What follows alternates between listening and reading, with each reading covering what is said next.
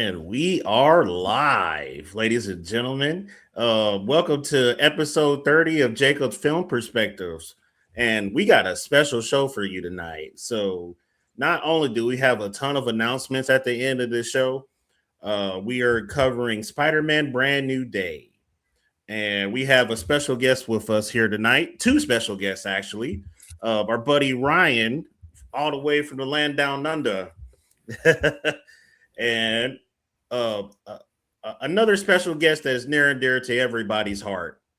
Ladies and gentlemen, Peter Parker himself. Ooh. Yeah, It's I'm here. Spider-Man. What's up, guys? What's going on, brother? I've just been webbing the city, I've been flying around. I just fought Scorpion. I fought a mutant named Jean Grey. Never heard of her before. Oh, yeah. What else have I done? Fought Ramrod, and that's an odd name for a villain. Yeah. It's been a while. I haven't seen Green Goblin in a while. I kind of miss him. Yeah, where is it? Is he coming back? Who else is there? Can't forget Doc Ock. Man's got 4 tentacles for arms. Was it 4 or 8? It doesn't make a lot of sense to be named Doc. That's what I'm saying. His name is Doc Ock, but he only has 4 in the movie. Yeah. So, Doc Quattro. Yeah. So I mean, that's kind of like a issue. I don't know. He may not be as smart as we thought. That's why I'm out of breath, though. It's not just because this suit is super hot and I can barely see or breathe, but yeah. I got bitten by a radioactive spider. If you don't know me, Uncle Ben was shot. That was terrible. I lost my girl Gwen Stacy. She broke her neck. Goddamn. It's been a very. I've gone through it. Yeah. It's been a very depressing time as Spider-Man. It's almost like my buddy Jacob's Film Perspectives. I don't know why this is up here. He's missing right now. I don't know where he is. I don't know where he could be. He seems like a nice guy, though. He's got a cool room. I've been just kind of hanging out. I've just been hanging out in his house. He's got a Jaws poster back here. He's got some pops. The mirror camera throws me off, even with my spidey senses. Got like pops, Iron Man. Hey, there's my mentor, Iron Man. Hey. R.I.P. to him, Tony Stark. I heard he may be Doctor Doom in a way, though. Oh well, there is variance in this multiverse. That's true. I haven't seen Miles in a while. Speaking of variants, I think he ghosted me. Yeah. But yeah. So yeah, we're talking about Spider-Man Brand New Day. We're here. Deontay already introduced Ryan. I think we should start off with Ryan. Ryan, you introduce yourself. Say like what yours is, because I've seen you've gone to like some premieres and stuff. So like Ryan's big league compared to us. We're like little small guys, and he's definitely not. He's like big money. All right, so Ryan, not at all. Ryan, tell us about your experience. Introduce yourself. Just want to say thank you for having me. Like Deontay said, I am from land down under. I'm from Australia. I started my movie reviewing journey in November last year, so it's been a few months. And I was lucky enough to be invited to a couple of premieres. So my cousin is into writing and journalism a little bit, and yeah, got me to those premieres. So I got to see Spider-Man, the preview. Awesome. It's great. Really good experience. First time being here. And first time being on any sort of podcast. So, yeah, thank you guys so much for having me on. Absolutely. Oh, heck yeah. I'm happy that we're the first podcast. How do we pull that? We're winning. But, we'll remember this episode later on. Yeah, we'll remember when you get like more famous. We'll remember this. Don't forget us. But yeah, so they do premieres. Yeah, they do premieres in Australia too, don't they? They do. I get a little bit jealous because I see the big AMC ones in America, and you guys, yeah, you'll have the actual actors go to the premieres and the previews and all that, and we have a bit of a toned down version. It's good. It's awesome to be there, but yeah, I just think about being American. That'd be awesome going to one of them. Yeah, I'd much rather go to a premiere in Australia than here in New York or something like that. Honestly, I actually agree. I think Australians are probably better people. yeah, I can say that. I'm from New York. yeah. he sure like, can. When they have it, it's good. It's at our local. Like, I have to drive 20 minutes to it, or 30 minutes. Whereas I don't know, would you have that at your local one, or do you have to fly or drive hours to go to a proper premiere? So for us, where we're at, we're in. I don't know if you know. You probably know states, obviously. But Missouri, Missouri. Yep. So it's a very small. It's a smaller state. We don't have premieres like that. Like there's not one like. I think the closest city our premiere would probably be like. Crap. I don't Like even know if that would be Nashville or Chicago, maybe. Maybe. Yeah, Chicago, Nashville, which is about 5 hours from us. Yeah, wow. We usually have to take a train, or it's 5 hour train ride. It's like a probably 6 hour drive, and then so yeah, we don't really have premieres in my spot. I just kind of have to go opening night, and just kind of I've never been to a premiere, unfortunately. 30 episodes of this, and we've never been invited to premiere. It's wild. Yeah, But it's just because we're in Missouri. Yeah, it's hard with the location. I think I'm in Brisbane, which is one of the one of the capital cities, so we've got stuff around. Whereas like if I lived 5-10 hours inland, it'd be the same thing as you guys. I'd have to fly or drive elsewhere. Yeah, I got you. Yeah, man. Yeah. I'm here. I'm still waiting for Jacob's film perspective to show up. I think he'll show up sometime. My spidey senses are tingling. I think he's coming. I think I can feel him, and he's probably going to kick me out. you probably got a city to save. Yeah. Yeah, I got a city to save. I'll be. Joke's on you. Joke's on you. Oh God, this bit's about to fail. This bit's about to fail so hard, guys. Man, wardrobe malfunction. Suffocating. Joke's on you. Joke's on you. Give me a second. Keep talking. Doc Ock's wildest fantasy coming true with Peter Parker suffocating in front of us. Joke's on you. Uh-oh. That is. Oh! Ladies and gentlemen. There you go, unmasked. Yeah. I am Jacob's Film Perspectives. What is up? I almost couldn't tell the difference, man. Oh my God. I cannot tell you how freeing that was to take that off. Whew, yeah, it is. I can only imagine what women feel with bras. Yeah. I definitely have to take my bra off at some point. So yeah, my hair is just gonna be like this. It's just all messed up in that mask. I'm sorry, guys. Like Peter Parker. Yeah. Really getting into the role. Yeah. Hey, low-key though.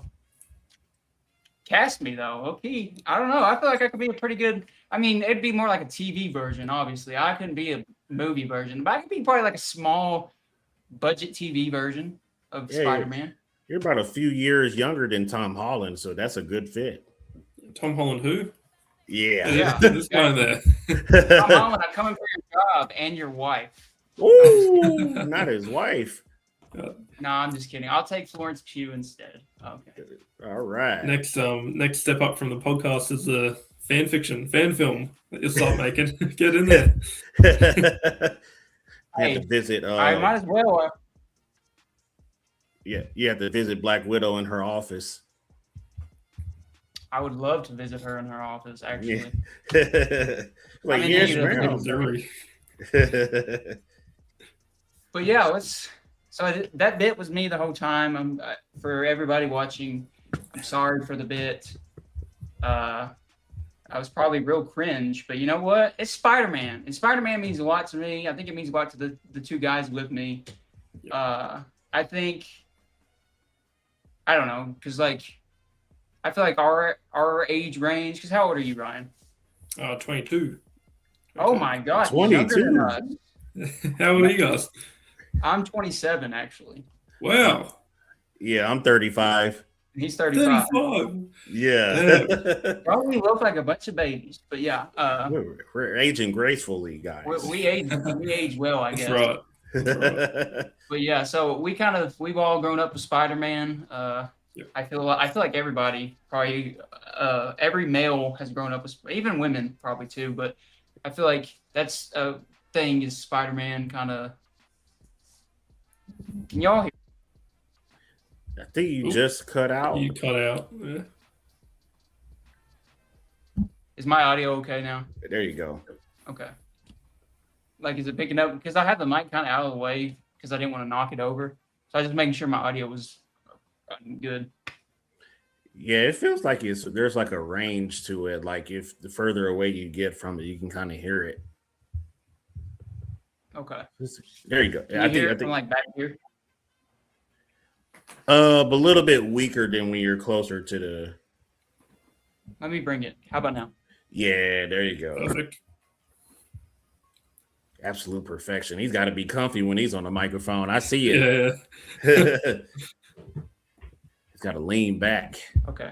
I keep turning it off. It's a tap touch. So like I keep turning it off when I touch it. But yeah. Anyway. Stop tapping it. Yeah. I feel like we've all grown up with Spider-Man in different forms, different fashions. Spider-Man was kind of my first superhero for sure. Like I remember reading the comics when I was a kid. I read a few of the comics when I was a kid. I wasn't a big comic guy. I never have been. Spoiler. Don't hate me. Don't send me hate comments. Say he's not a real fan. I've never read a lot of comics. I always was more of a movie person.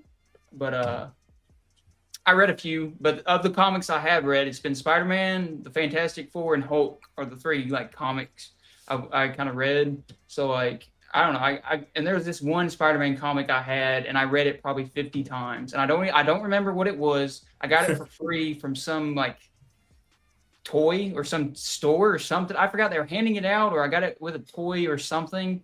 But it was like a little comic book, and like I brought it with me everywhere, and I read it probably 50 times.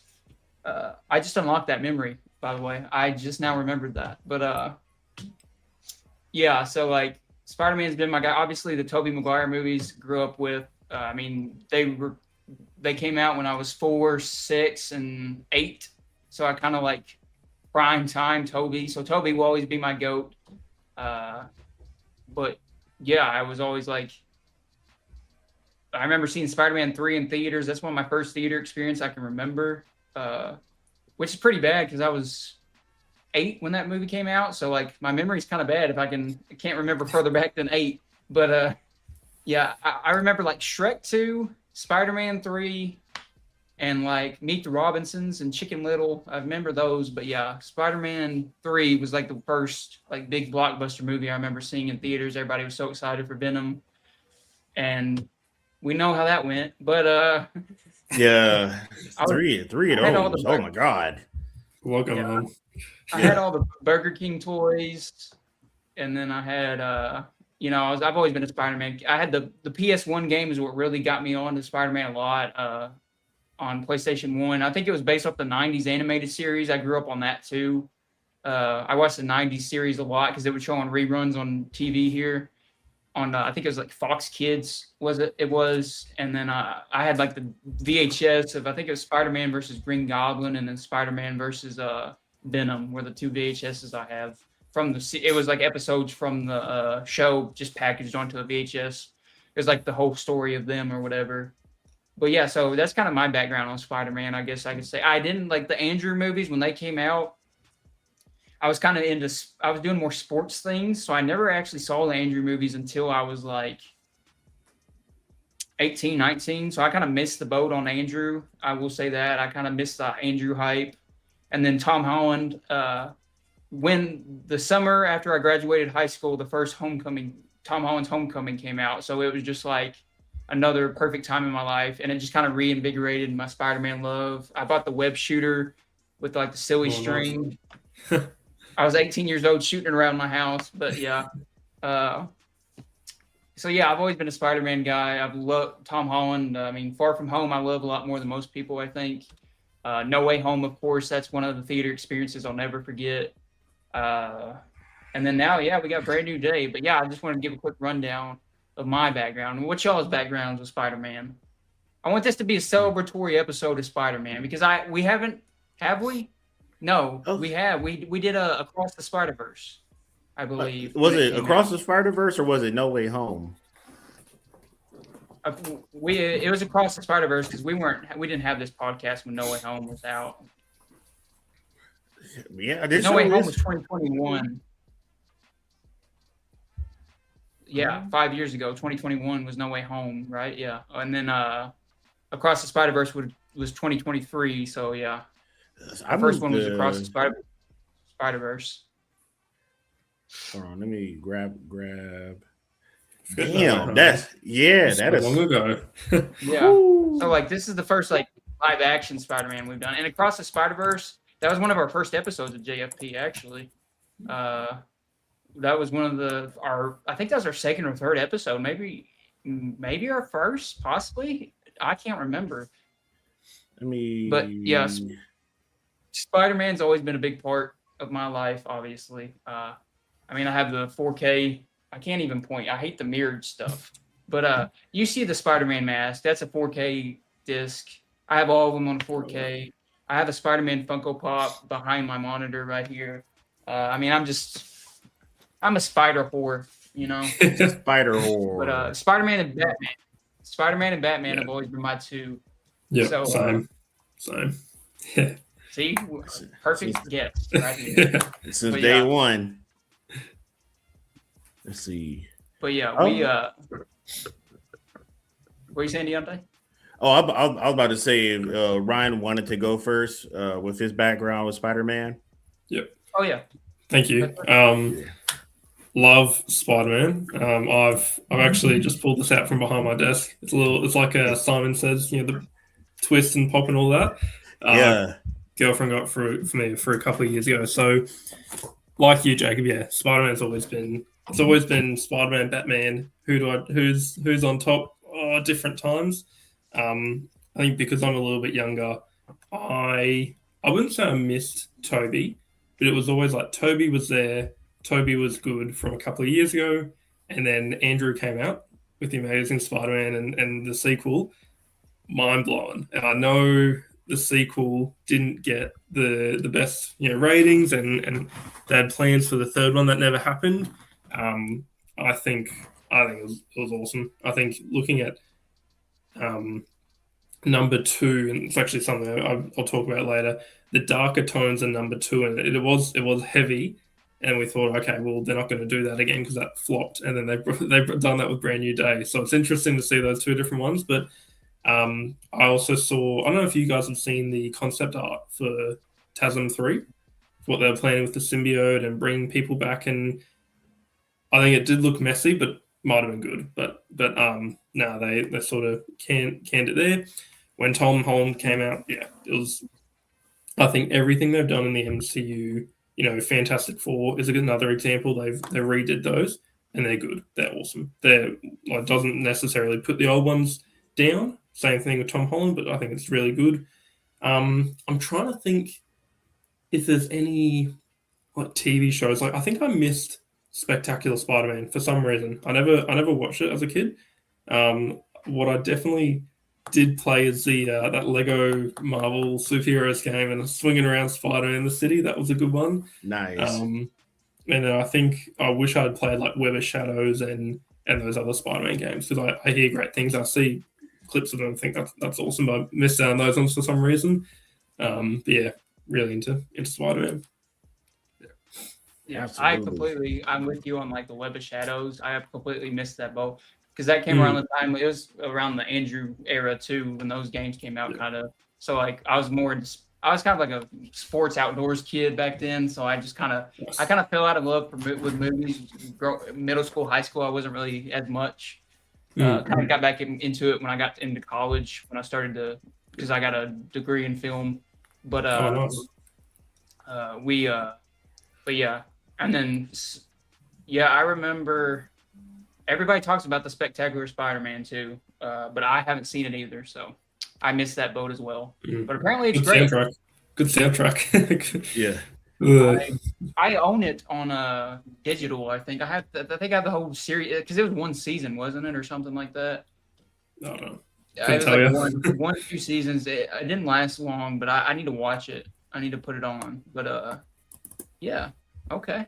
What about you, Deontay? What's your history of Spider-Man? We kind of got, in a way, we kind of got like a perfect thing because like I'm 5 years older than Ryan. You're now 8 years older than me, so it's kind of like a good little age gap here where we kind of have different tiers here. Yeah, I grew up like during the animated old school series too. Let me hold on. Let me fact check myself. So this animated series debuted on like Fox, I believe. Spider-Man I think it was animated. 94. 94 on Fox Kids, I believe, because it was like a Saturday morning cartoon. Yeah. What channel did this? Because this was like when cable TV, this was satellite dish and all of that wasn't even out yet. So I'm old. Going back a bit. Yeah, this is November 19th, 1994. Who was the voice actor that was Peter Parker for this series? He's fantastic, whoever he is. Let's see. He was played by Christopher Daniel Barnes. That can't be right. Yeah. Yeah, that's right. I remember that name. Is that the one that led into Ultimate Spider-Man as well? I think it did. I can't remember. Brought Miles in after, I think. Oh, I want to say Ultimate as a TV series was like because that was the one that debuted on MTV. And these are back in MTV days where like when they finally started branching away from music videos, that's when they started getting TV shows, and they would have stuff like their own Spider-Man series, their own Beavis and Butthead, I believe, used to be on MTV. And it was a wild time to be alive. The internet, there was no social media when I was when I got into Spider-Man. Yep, so it did debut on Fox Kids Network. That's how I watched it. It was on a TV that we had to hit to make sure it stayed working. So I'm a prehistoric dinosaur at this point. And Christopher Daniel Barnes was my Peter Parker for my entire childhood. And then at some point, Tobey Maguire was my first introduction to a live action Peter Parker. And he grew on me. I don't care what people say about Spider-Man 3, but for what it's worth and all the things that went wrong, it was nice seeing a showdown between Venom and Spider-Man on big screen. And honestly, like I like seeing moody emo Tobey Maguire too. So I'm gonna put some dirt in your eye. Was like a childhood quote of mine, and you could just tell like he was just peak crash out back then. There was, what is her name? She's like well known for like Star Wars stuff. She played Gwen Stacy in the Tobey Maguire movies. Emma Stone. Toby, sorry. Yeah, there you go. Yeah. you said Braxton. Bryce Dallas Howard. Oh, Bryce Dallas Howard. Yeah. So he was basically putting the moves and the macking on her and all that, while also simultaneously pissing off Kirsten Dunst, who was our Mary Jane. We had an all-star cast back then too. Like Sam Raimi was directing the movie. You had what's his name is Harry Osborn. James Franco, and then Norman was freaking Willem Dafoe. Yeah. I was like, dude, awesome. I made it to theaters for that, and every opportunity I had to watch it when it finally left theaters, I watched it. I almost knew the first movie word for word. It was a point where Uncle's Ben Death kind of got old to me, so I could just recite it. and not even be in the room while the movie's playing. And there's been a lot of interesting fights. You got to see a live action Green Goblin for the first time, which is one of my favorite villains back then.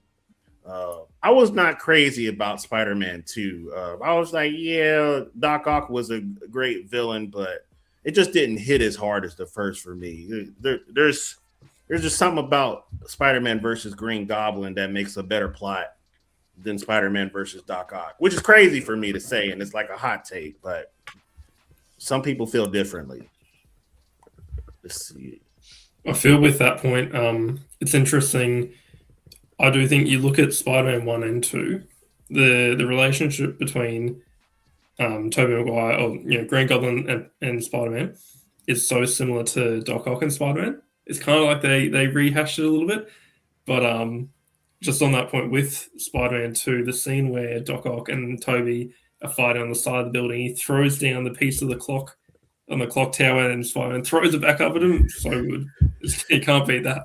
Yeah, I was like, dude, man, it was kind of genius work, even for Sam Raimi. Like, he was so upset about the direction that things were going. I guess because Marvel execs was just telling him he needed to do this and that. And I think he did a great job with the first two movies. So I don't know where the distrust started to come in, and they thought their ideas were better. But Sam Raimi, I was excited when they claimed that he was in talks of a fourth Tobey Maguire Spider-Man, but there's a whole lot of news and riffraff back and forth about that, and it's just like if it does get green light and it does make it to theaters, my ass will be in that seat. You get your tickets booked. Yeah. My other exposures to Spider-Man, because I discovered the Spider-Verse movies very late in the game. Like, the day I discovered Across the Spider-Verse was the day Beyond, or the sequel, was in theaters. And I mean, it was Into the Spider-Verse? Into the Spider-Verse. That was the first one, right? And then Into the Spider-Verse. And then Across was the second one. And Across was the second one. When Across was hit theaters, I saw Into for the first time. Blake had me watch it, and then he grabbed me took me to the theater. That actually, because I was like, how have you not seen it? Yeah, I was like, man, I'm one of the few people left on planet Earth that hasn't watched it yet. It's like, shame on me. Shame on me.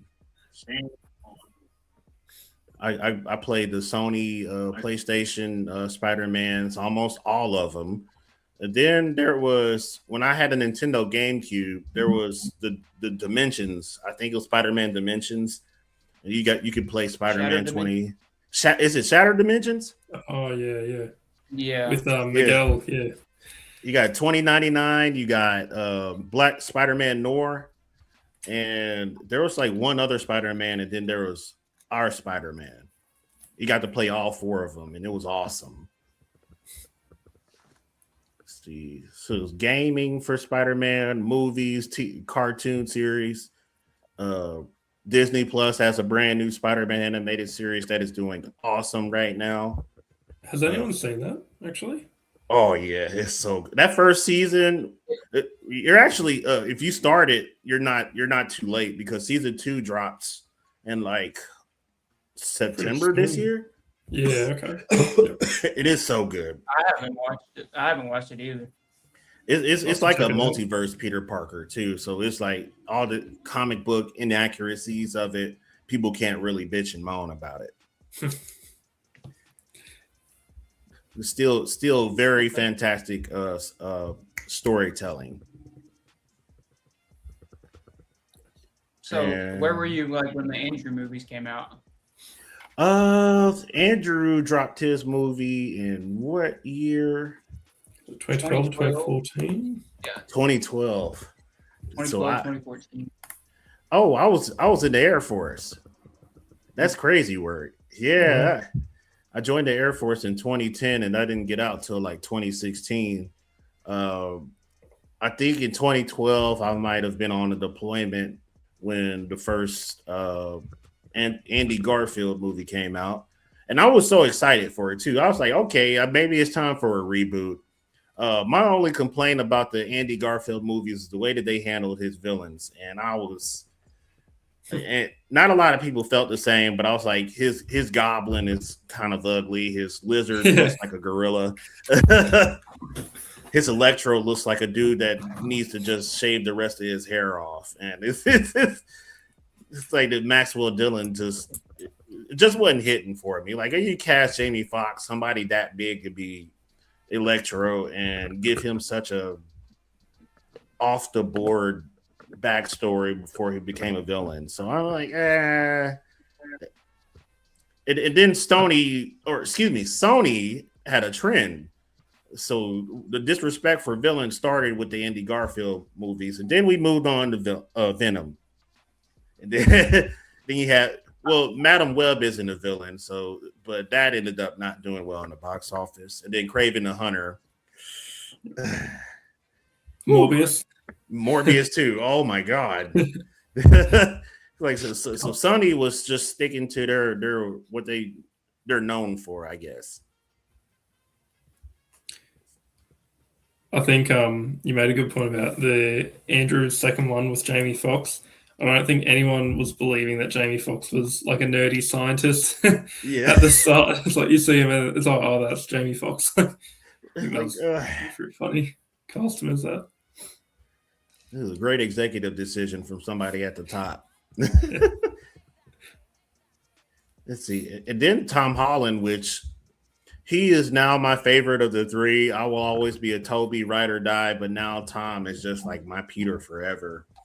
And I saw the first Homecoming late in the game, and I thought that was an awesome movie. I had Stars. I had a subscription to the Stars streaming service, so I was able to watch the first two movies before No Way Home came out, and that was one of the greatest binge sessions of my life. I absolutely love the Tom Holland MCU movies.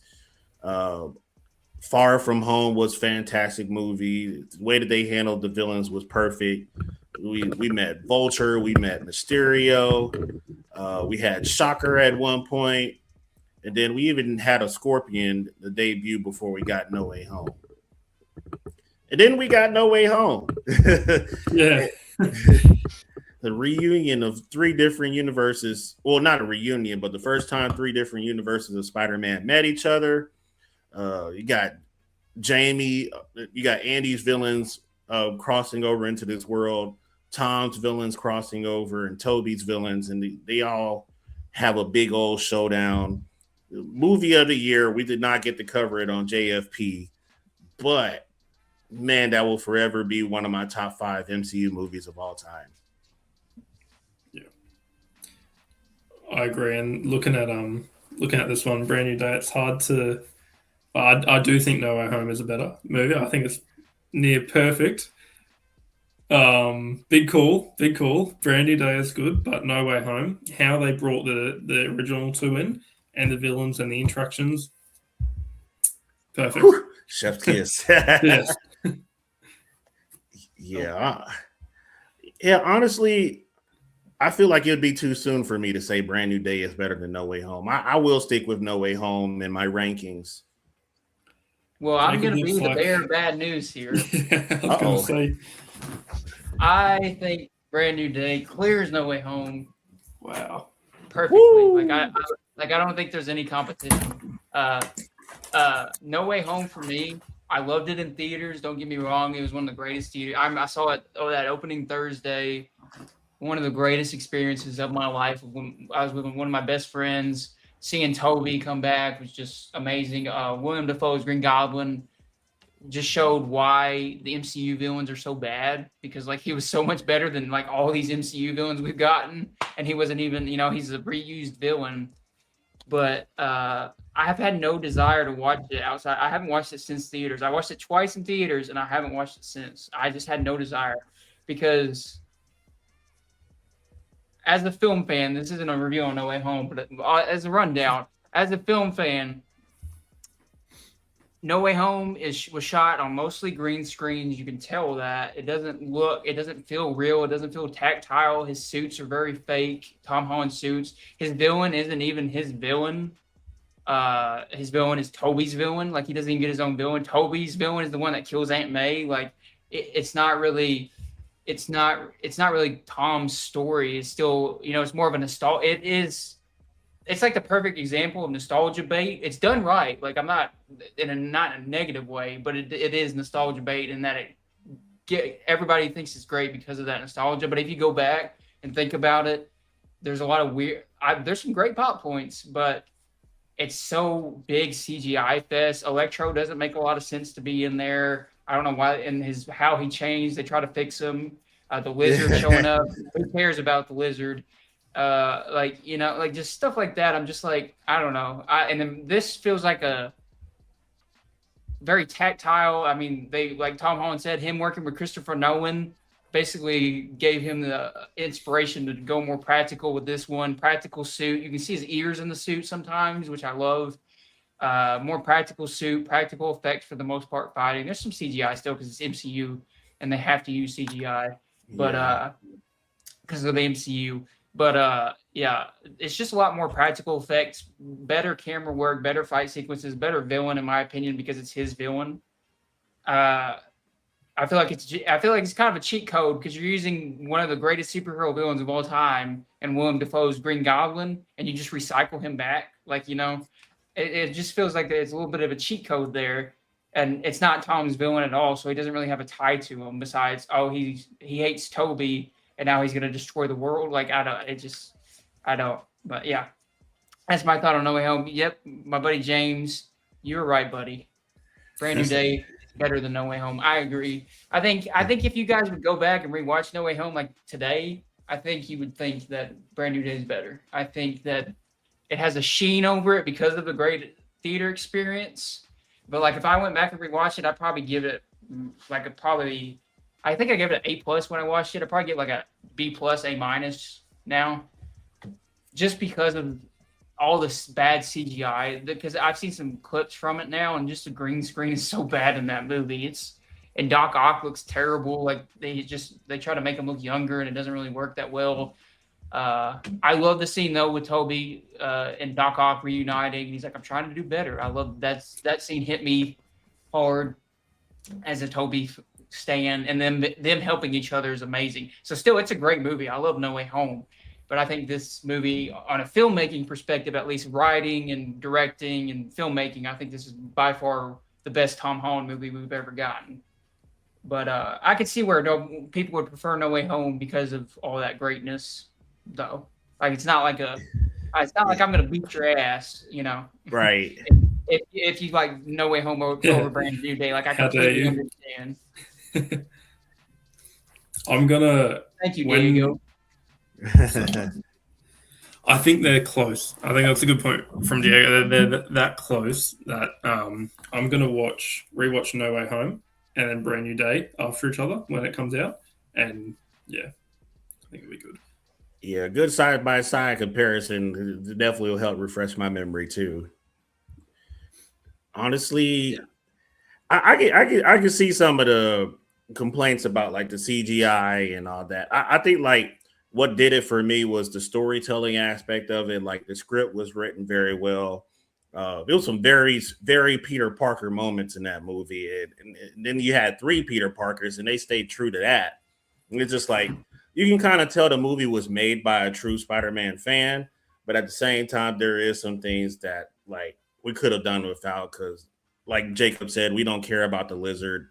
I do miss the Sandman, and glad to see him again. But Jamie Foxx's Electro was crazy. Yeah, he didn't do much. That's the thing with the Sandman. He was just kind of there. Yeah, I think there were heaps of reshoots with Sandman and Lizard, or the lines changed, and that's why the Lizard didn't talk for like half the movie. They were filming stuff with him. Yeah, it's interesting. Why did they bring back Green Goblin, man, from the Amazing Spider-Man 2? Their whole goal with like No Way Home was it was supposed to be multiverse Spider-Man versus the Sinister Six, because Spider-Man by himself would definitely have a hard time. He always has a hard time with the Sinister Six, but 3 Spider-Mans definitely made it a fun watching all of them fight together and like coordinate attacks off each other. But it's like, I could have done without Electro and Lizard at the very least. And if you're going to focus on Doc Ock, Goblin, and Sandman, like lock in on those guys, like make the plot revolve around them. Well, they would have had to do Andrew's villains, because what you just said was basically kind of the thing about it is Toby's always had the best villains. Oh yeah, because, like, you literally just named all Toby's villains. It should have been in the movie, and you just wanted to cut all the Amazing Spider-Man villains. And that's what sucks about Andrew Garfield's films is he is great at Spider-Man. I love him as Spider-Man, but they did him dirty with the villains. Yeah, they did, and that was a huge part of the movie. Like, you can't enjoy a Spider-Man movie if the villains aren't appealing. Yeah. And I'd also go to argue, why didn't they have any Toms? Why didn't they bring any Tom's villains for No Way Home? They could have brought Vulture. They could have introduced Scorpion with the suit in there. That's true. Shocker, any of those, but interesting. And I think Shocker is a Sinister Six member too. So you could have, if I would have given a Sinister Six, I would have definitely used all three of Toby's villains. I would have used Tom's Shocker and maybe Andy's. I guess Electro. Exactly. And hence the issue, yeah. I mean, arguably the best one is the Lizard, just because he has the most development, but he looks so bad. Like, they just didn't design him well. Like, I actually, that's funny. I hadn't seen the Andrew movies in a decade. Like, I hadn't watched them in 10 years. I just watched them last Saturday, like a week ago today. I went through 1 and 2, and the first 2 acts of Amazing Spider-Man are amazing, literally. Like, they're so good. And, like, the Lizard is being set up so well. Like, I was loving what they were doing with the Lizard and his relationship with Peter Parker and his father. And then once you get him more as the Lizard, it's just like, it just makes it way too cartoony and goofy. It doesn't fit the tone of the rest of the movie. His design is all weird. And I just don't. And they really rushed it. They rushed him, and they rushed all the emotional stuff. That could have been a great movie, but they just rushed it. And like the second movie, some of the best, I even said in my Letterboxd review, I said some of the greatest Spider-Man moments in movie history is in the second Amazing Spider-Man film, the Gwen Stacy death. Gwen Stacy is by far the best. I'll just say that around. Emma Stone is Gwen Stacy is the best love interest we'll probably ever get. She is fantastic. And Andrew is so good. They dated in real life. I mean, all the Spider-Man have dated their MJs and their Gwen Stacys, but, you know, in real life, I mean, Tom married his, but yeah, he did. Like, you feel their chemistry the most through the screen. Andrew is so good. I wish he would have got a third movie. It's sad he's been probably not. There's probably like a less than 1% chance. And he's kind of moved on too, which is good that he's moved on and doing other things. But I don't know, on this rewatch, like last week, because I just started, I'm going through all the Spider-Man movies again. I'm about to watch Spider-Man 3. That's where I'm at. I started with Andrews first because I hadn't seen him the longest. And then I just watched Spider-Man 1 and 2, and now I have to watch 3, and then I'll have the Tom Holland ones and the Spider-Verse movies. But when I was watching it, I was like, until I rewatched the Tobey ones again, there for a minute, I was like, Andrew may be my favorite. I was like, he nails Peter Parker so well. He has the quips, he has the best quips. He has the best emotion. Like, his emotions I think he's the best actor overall. Just in general, his acting emotional wise, and he's really funny, and I just really like his Peter maybe the most possibly, but like he just got done so dirty with his villains. Yeah, there's like a trifecta of like the 3 different Peters. Like, Tobey was like the best. I would say he was the best Peter Parker. Andrew was the best Spider-Man, and Tom was like the best fusion of both. That's what I hear people say, and I kind of agree with that. Well, when you watch the first Spider-Man, for me, I feel like the Tobey movies are very much more classic Spider-Man, like that 90s animated series vibe. And I feel like his is more like the comic book 1960s version, like, you know, the classic Spider-Man. Whereas Andrews is a little more updated to modern day. It's more modern day conversations and dialogue, and it's just modern day relationship wise. It's just kind of it's more modern. I think he's more like he's basically kind of like the ultimate Spider-Man, I guess you could say. The more the updated version, and then Tom is kind of like you said, kind of a fusion of both of those things. Yeah, I love Tom, man. I hate that Andy is in third place, but it's a top 3 anyway. I don't think another live action Peter Parker could come along and dethrone any of them. Yeah. No, I couldn't say who's my favorite. Right? Actually, I can say it's probably Toby right now. Still, after watching Spider-Man 1, 2, I'm just like but that's because I grew up with the movies. I'm biased. Like I'm inherently biased because I grew up with Toby in my brain for so long that that's who I know as Spider-Man. That's who inspired me when I was growing up. So like I'll have that. But if I had to pick more comic accurate, how he is in the comics and stuff, I think Andrew possibly. I don't know though. Like Andrew just kind of when I see Andrew Garfield in the Amazing Spider-Man, I'm like, that's Spider-Man. Like that's Peter Parker. The quips, the pain he shows, like he is so good. I think Tom might be my least favorite, maybe. And I still love this movie, and I love Tom. I think he's great. But I think Toby and Andrew might be my top 2. I don't know, though. I need to watch. I feel like I need another movie with Tom to make him my Spider-Man. Because I feel like, and this is a problem we'll get into with Brand New Day, is it's not a problem for Brand New Day, but his previous movies. This feels kind of like his first movie in a lot of ways. I was going to say that too. Yeah. Where, like, his first 3 movies are just kind of like one origin movie is like his trilogy. It's like his origin trilogy instead of a movie, and they spread it out along 3 movies instead of doing one movie like we got with Toby and Andrew.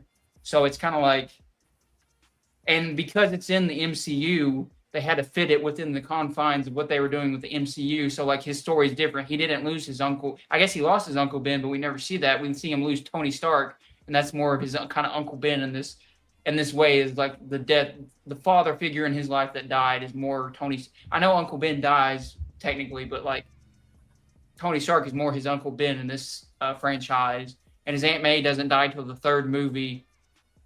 And that's kind of his Uncle Ben too. It's kind of a mix there. And then he doesn't really learn to be on his own and be lonely until this movie. Like at the end of No Way Home to this movie, he has help. The first movie, he's Iron Man. Everybody makes fun of him calling him Iron Man Jr. for that movie. And like Far From Home, he has Happy's helping him the entire time.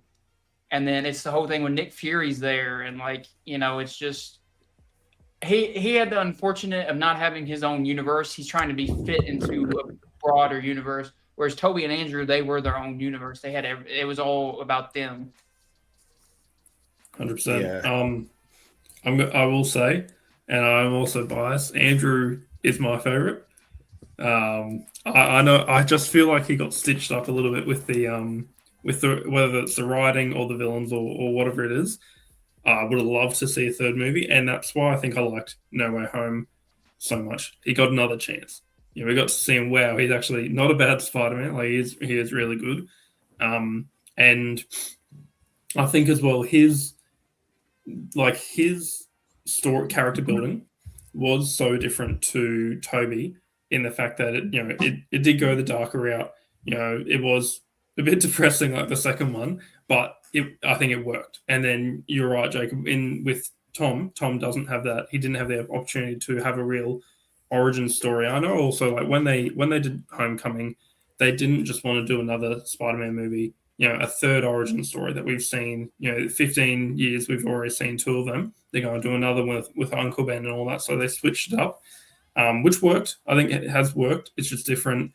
And yeah, I think brand new day for that reason does. Like while I still prefer No Way Home, Brand New Day is a very street level sort of Spider-Man centered film, which works. Yeah. Absolutely.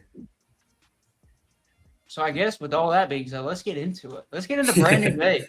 I feel like I know we kind of went long on like the build up, but I feel like I wanted this to be a Spider-Man celebration episode. I'm wearing this suit. And by the way, I'm not going to be taking this off because I have nothing under this. I'm sorry. Oh man, dude. You're just going to have to stay with me. I mean, I have underwear on, obviously, but like, I'm not like, I don't have clothes under this, so I can't just take this off. And I probably would need help getting this off anyway. It's so tight.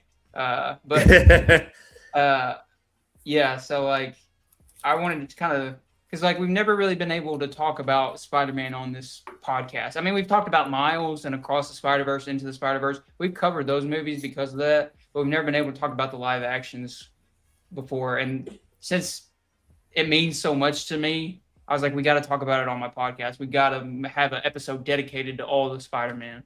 So yeah. But with that being said, let's get into Brand New Day. So we come in, Destin Daniel Cretton's directing. I love him. Just Mercy's great. Short Term 12 is an amazing indie film as well. If y'all have not seen that, those are like his more drama films. They were before Shang-Chi. And then there's another one he did. I can't remember what it was. There's another one he did kind of in between those, Just Mercy and Short Term 12, but I can't remember what it is. But then he did Shang-Chi, of course, which has great action scenes. I love Shang-Chi until the third act really falls apart for me on Shang-Chi. But I think that was the MCU thing. I don't think it's a him thing. I think he's a fantastic director. No shots to John Watts, but I think he's a much better director than John Watts in terms of you wanting to be practical, using real camera. They actually invented a new camera POV system with this. The fight scene with the hand, actually, I forgot what it's called, but it's a certain POV where they put it on the person's head, and it's like a fight sequence we get with that, and then like we get the awesome shot of inside the mask, and you see Tom's eye. Sorry, Toby's in my head. Tom's eye. That awesome shot. And that like was a great shot. Practical. And shout out to my goat, because Ryan doesn't know this, but or he might know this if he's seen my page, but Christopher Nolan's my goat, always will be my goat. He's my favorite director.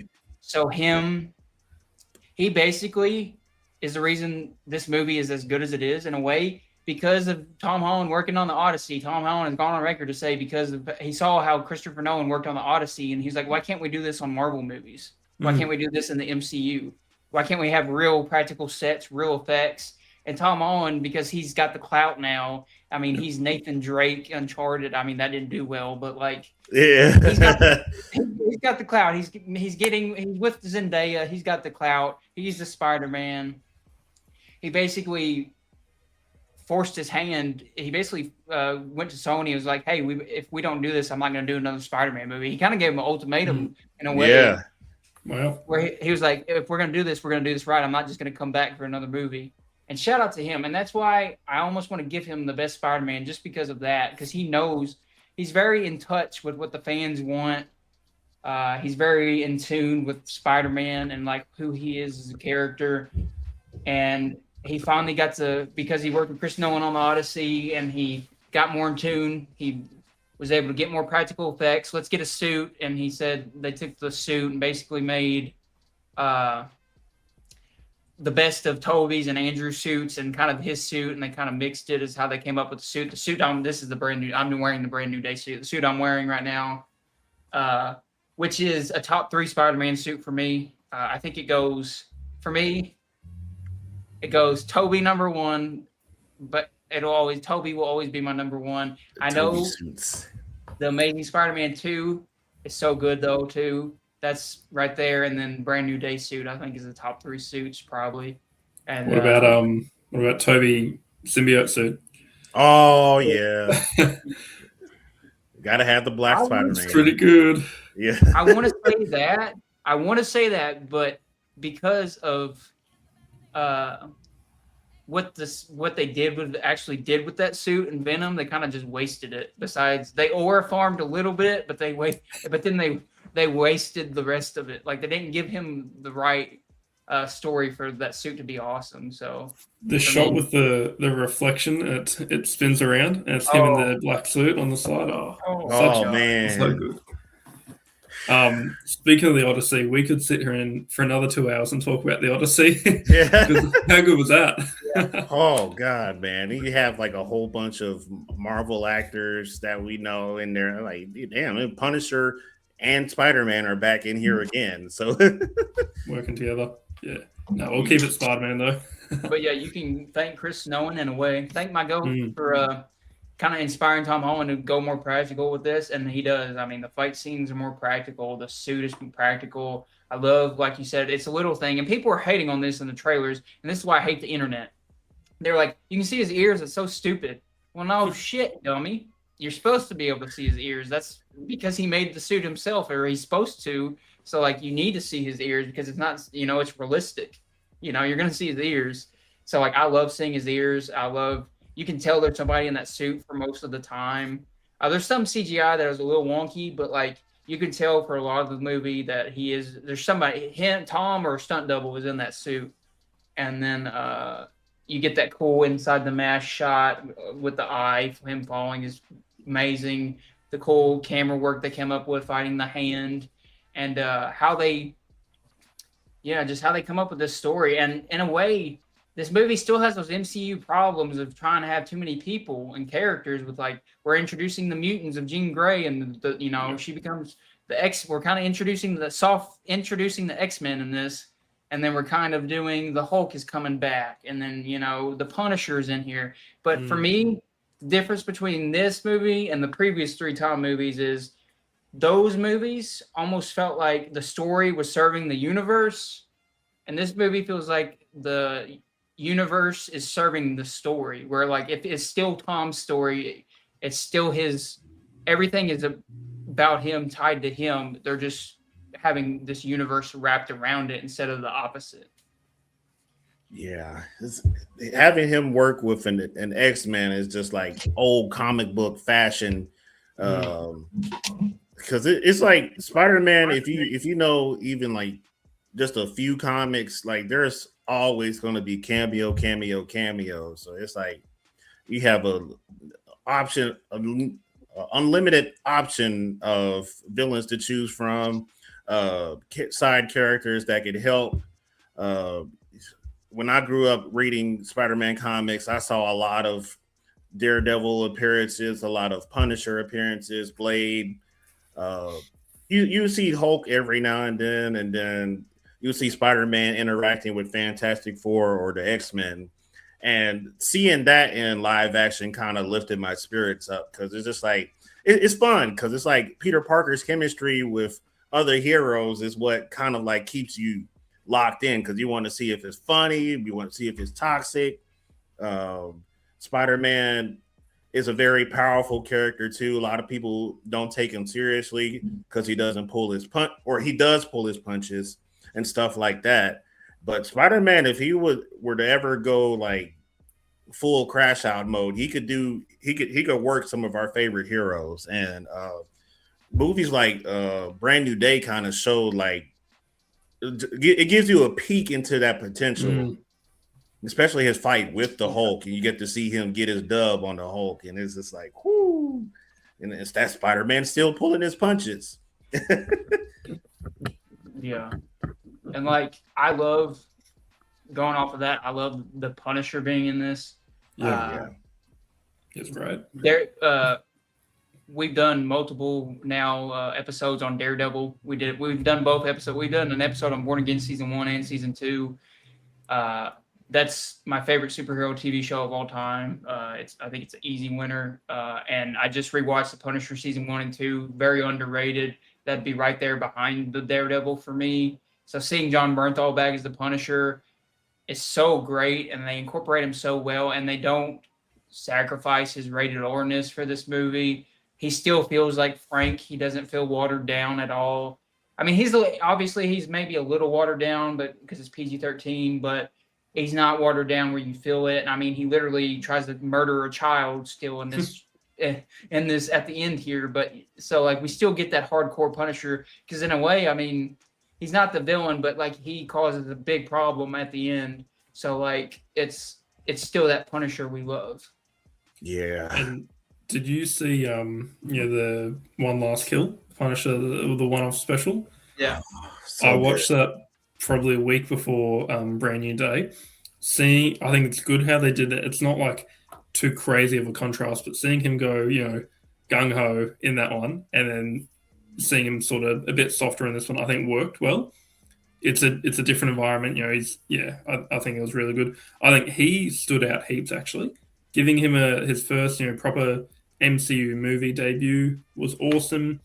I think even though he probably could have been no, sorry, he could have been switched with Daredevil, like basically the same character, a bit of a mentor, but they didn't need to. And obviously, because of Born Again, the way that ended, they couldn't. But I think that was really good. I think that was awesome. Yeah, yeah, that was really good writing. Honestly, that I don't know who wrote the script, but I think Destin Daniel Cretton for his direct work.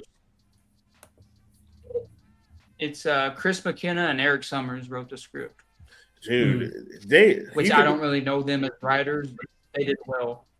Yeah, you can tell that they're Spider-Man fans, and I'm gonna call him DDC because it's so hard for me to say his name.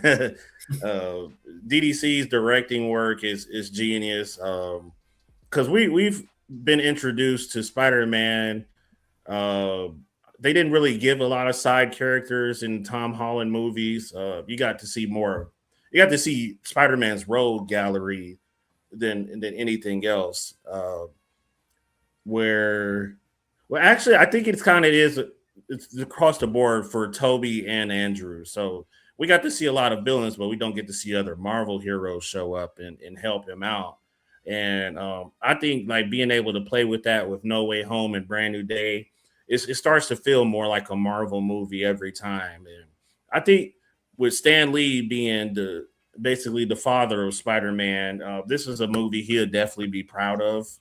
And Spider-Man interacting, I would have preferred to see Daredevil in this movie, but seeing him interact with the Punisher is typical Spider-Man fashions. His interaction with Hulk, or I should say Savage Hulk, he's interacting with Jean Grey, and I feel like there's one Easter egg that was teasing like a character that Spider-Man would eventually join forces with in another movie or something like that. But we got to see even more of his rogues gallery. So Tombstone, Ramrod, all those guys, and this truly felt like I'm watching an all-out Marvel movie.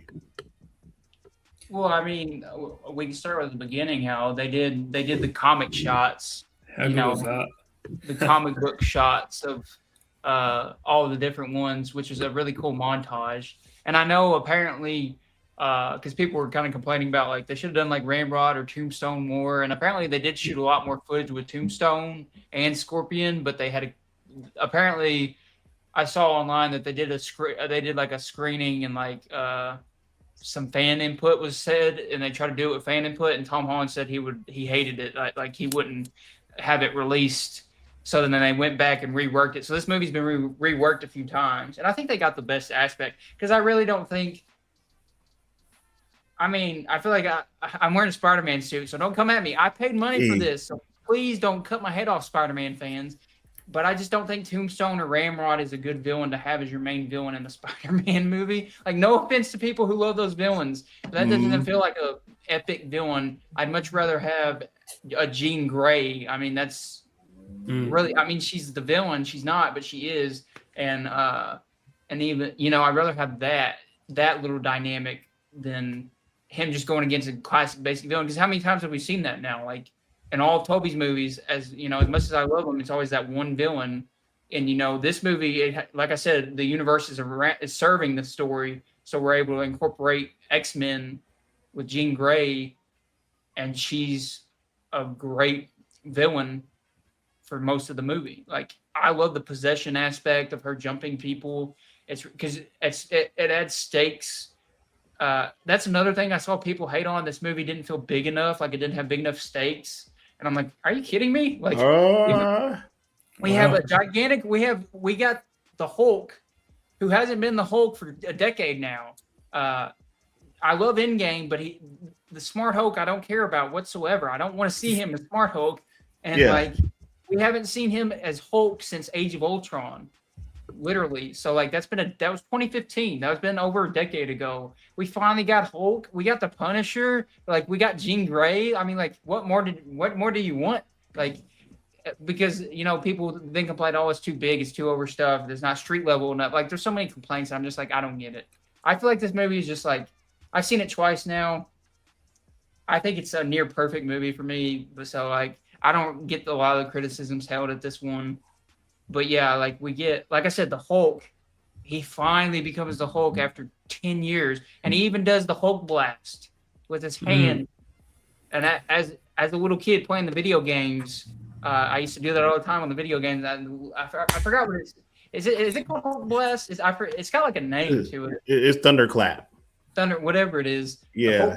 Thunderclap he does. I just love that. I love that little aspect they did in there. And the fact that he and you see and that's another thing about the suit, you can see his eyes through the suit sometimes, and the whole seeing that there's a human in there. And I don't think he remembered who he was.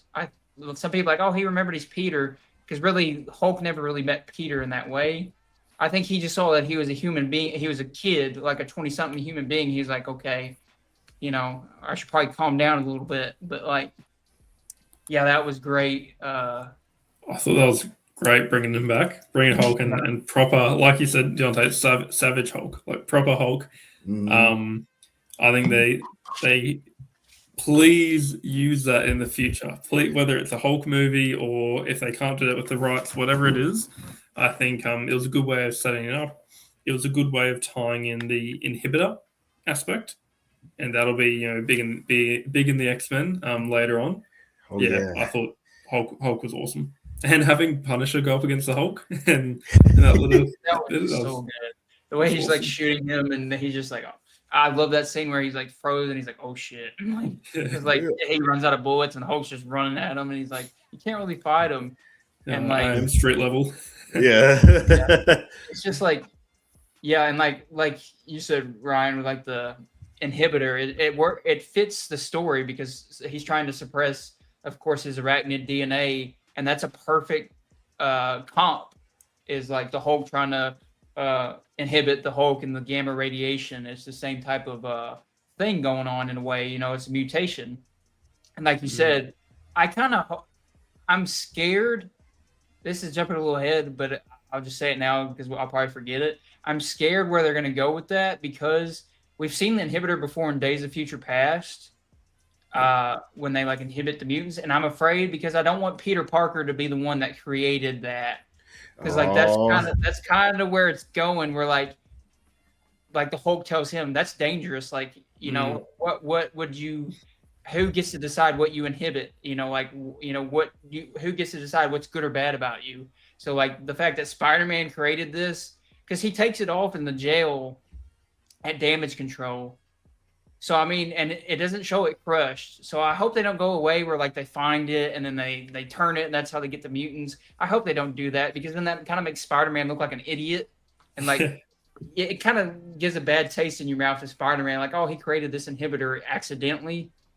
But I don't know. I think I think there's a way they could do that, but I hope they be careful if they do go that route with the inhibitor on the X-Men. Because, I mean, Spider-Man did create it technically. Yeah, they have incidents like that in Marvel Comics all the time. So it's kind of hilarious, and it's also kind of screwed up. And it's just like Peter might be responsible for the technology that's going to turn the mutants' powers off, but I think Spider-Man will, due to the fact that none of the X-Men will have powers, it's going to be up to Spider-Man to rectify that. And that's going to be his redeeming story that I can't wait to see. That also kind of tells you that, like, it says a lot about Damage Control, because Damage Control is like a real organization in the comics, and you've seen them in live action, knowing that it was just one branch causing so much chaos in New York and kidnapping mutants already. So if that inhibitor falls into the wrong hands, there's going to be like politicians like Henry Gyrick and those guys that's like, yeah, we don't want mutants and all that. And that starts all the bigotry and the hatred for mutants. And that's where all the technology that inhibits their powers and stuff is going to start coming from. So I already know that this is kind of a setup for a Friends of Humanity type of bad guy deal in the first X-Men movie coming up. So it's kind of neat. It's kind of neat that this happened this way, but also hate to see Peter be blamed for this. It's a good message about, whatever you're making, is it doing more bad than good? I think, Yeah. yeah, they honed in on that well. What do we think about the music? I thought the music was great. So All right, good. here we go. Now, you guys are gonna get me on a rant. You're gonna get me excited. But Oh yeah. I wanted to say, with the comic accurate shots that you said about Jacob, that first montage with the music, so good. Yeah, go. Oh, absolutely. yeah, incredible. That song "Wolf Like Me" TV on the radio. I've never heard that song before. So like I've had it on repeat since. So I'm in the shower blasting that. But like but like yeah, like so Steve Lacy's "Oh Yeah," that's become like the big thing, the end song. I recently, it is so weird. I kind of feel I'm like one of those gatekeepers right now because like I just got into Steve Lacy. Like I've always liked Steve Lacy, but I really got into him this year, right before his new album, Oh Yeah, which is the album Oh Yeah. This is the name of the album that came out. I listened to that album. It came out like 2 to 3 weeks before this movie came out, and that's probably that and J. Cole's The Fall Off are like my two favorite albums of the year. And like so like I was so excited because like when they announced that when he made the post that Oh Yeah was gonna be in the movie, I was like, I love that song. I literally made a post on my Instagram of it was a shot of a short film I acted in. It was a post about a short film I was acting in, and I made a post, and the song I put was "Oh Yeah" as like the song to go with the post. And then literally a week later, it's in Spider-Man. I was like, that's so cool how that happened. And like I love how it comes on the end credits. It's kind of being overplayed now. I do hate that about it. It's like everybody's having that song on their reels and their TikToks. And I'm just like, don't do that. But I get it at the same time. It's just a weird gatekeeper thing that people, but like, I'm loving that people are finding Steve Lacy now because he's incredible. And Bad Bunny, is it EO? Is it EO? I guess that's how you say it. Yeah, it's like a lowercase O and a uppercase. Yeah, it's like a bunch of O's. Yeah. I'm not a big Bad Bunny guy. Obviously, I'm a white boy, so who am I to listen to Bad Bunny like that? But like, that song's a banger too. I've been listening to that as well. Wolf Like Me. One? Loser or Tame Impala? Tame Impala. That song Loser. I almost forgot Tame Impala. I've listened to Tame Impala for a decade. He's kind of more of a famous guy everybody knows, and he's Australian, isn't he? I don't know if he is. I think he's from your country. I think he's a part of your tribe there. I really do think he's Australian. If he's like from New Zealand or something, I'm gonna be so pissed. Perth. Yeah, no, he's from Australia. There you go. Good pickup. Nice. I should know that. That's really bad. We can cut that part out. Yeah. He's a Australian. But yeah, I listened to that album. I think that was last year when that album came out. But that's a good song. It's perfect for the scene it's in too. Yeah, works so well. It works so well. I love that. Oh Yeah, it's probably my favorite song, including that, just because that album is my favorite of the year, besides another one. But but even the score, I think, is the best the score has been in the Spider-Man movies for me. Not excluding Tobey's and Andrew's, but like of the Tom Holland's, because I think Tobey's will always be goated. But Tom Holland's scores have always kind of been very forgettable, not really memorable at all, honestly. And this one is actually like I've had two tracks. I've had Far From Hero and The Sweet from this movie on repeat too. Like I've been listening to it a lot. And Michael Giacchino, that's my boy. He did the score for The Batman, which is my favorite movie of all time. And his track, The Batman, is literally my favorite score. Any piece of score ever is from his score for The Batman. So like that's my favorite score. I've listened to that more than any other score. So like him coming, because he did a few of the other ones, if not all three of them, but I think he kind of tried to fit in that Marvel where he just kind of didn't want to stand out. And I think they gave him more freedom on this one, where he was able to make more of it his own, because there's like little synth layers in there you can feel. And there's a lot of like and I love synth music, so like adding those little synth layers really just great. Fantastic score as well, not just the soundtrack, but the score is really well done and emotional too. Knowing that he did the Batman opening, this guy knows how to do movie openings, like both of them so well. Yeah. The combat, the fighting, and how it's based off the game, I thought that was great.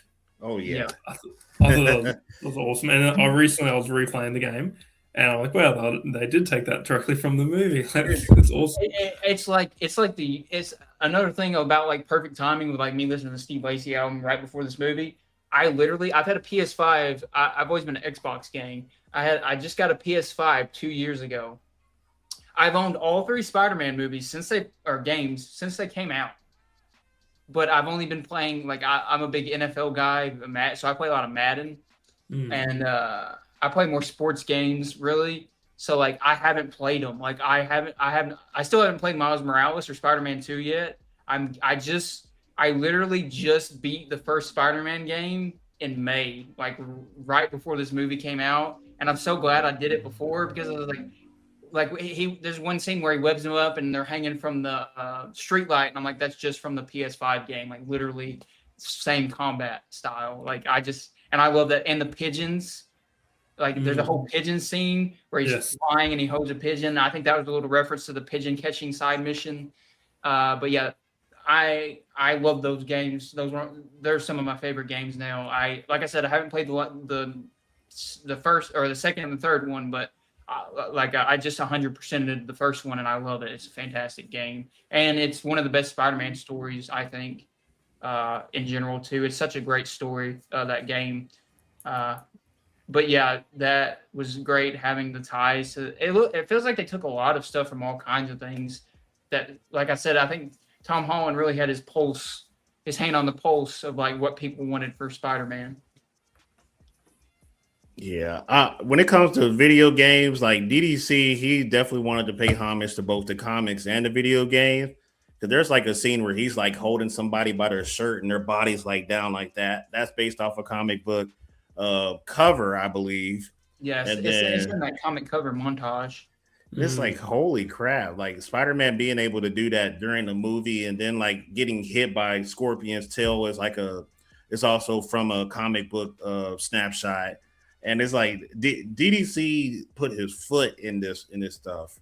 So we don't even have a soundtrack, but the songs that he chose from like albums that have been out and re-released already, they fit the story, and it carries the plot along, and it just sounds so good. And I would say once you're done with the Spider-Man game, Spider-Man 3 is probably going to be the one that changes your mind about a lot of stuff, because that is everybody's undisputed champion of the Spider-Man trilogy. That the storytelling is so good. The video game debuts like their Lizard and Kraven the Hunter, and the way that they handled Lizard and Kraven the Hunter was incredible. They even brought in the symbiotes for Spider-Man 3, and that whole symbiote arc was insane. And so fun. Oh yeah, there's so much. I skipped the first 2 games and I played Spider-Man 3, and I know I'm going to catch hell for this, but Spider-Man 3 was so good, and I hope to see like the symbiotes return someday in live action, but hopefully MCU version, not what Sony's vision was. So please no. Yeah. But yeah, it's like going back to like the fights and the practical, like they were shooting a scene with like the tank in the beginning, and like the old lady driving the tank and the Punisher chase, and like there was a famous thing that went viral. I think it was July of last year, where like he was shooting and like people were taking pictures. Yep. And I think there's a guy on Instagram. His name is Boss Logic. You guys probably heard of him. He does like art. He does like a lot of art, graphic design. And he took one of those behind the scene pictures where Spider-Man's like looking down. If I could grab my phone and like turn it on without this, like I'd have to take this whole suit off to get these hands on. So like I would show you, but like my lock screen has literally been that shot for the last year. So like that's how hype I've been for this movie. I've had that promotion shot as my lock screen on my iPhone for the past year, and I still haven't changed it because I love it so much. But yeah, like it was everything I wanted it to be and more. It was what I hoped it to be. Like we get William Metzger with damage control. Tremel Tillman's great. Mhm. I've never watched what is that? Severance. Severance. I haven't Mhm. watched Severance yet. I just got Apple TV a few months ago, but like he was really good, and he was in the latest Mission Impossible as well, and he had a good little bit part in that.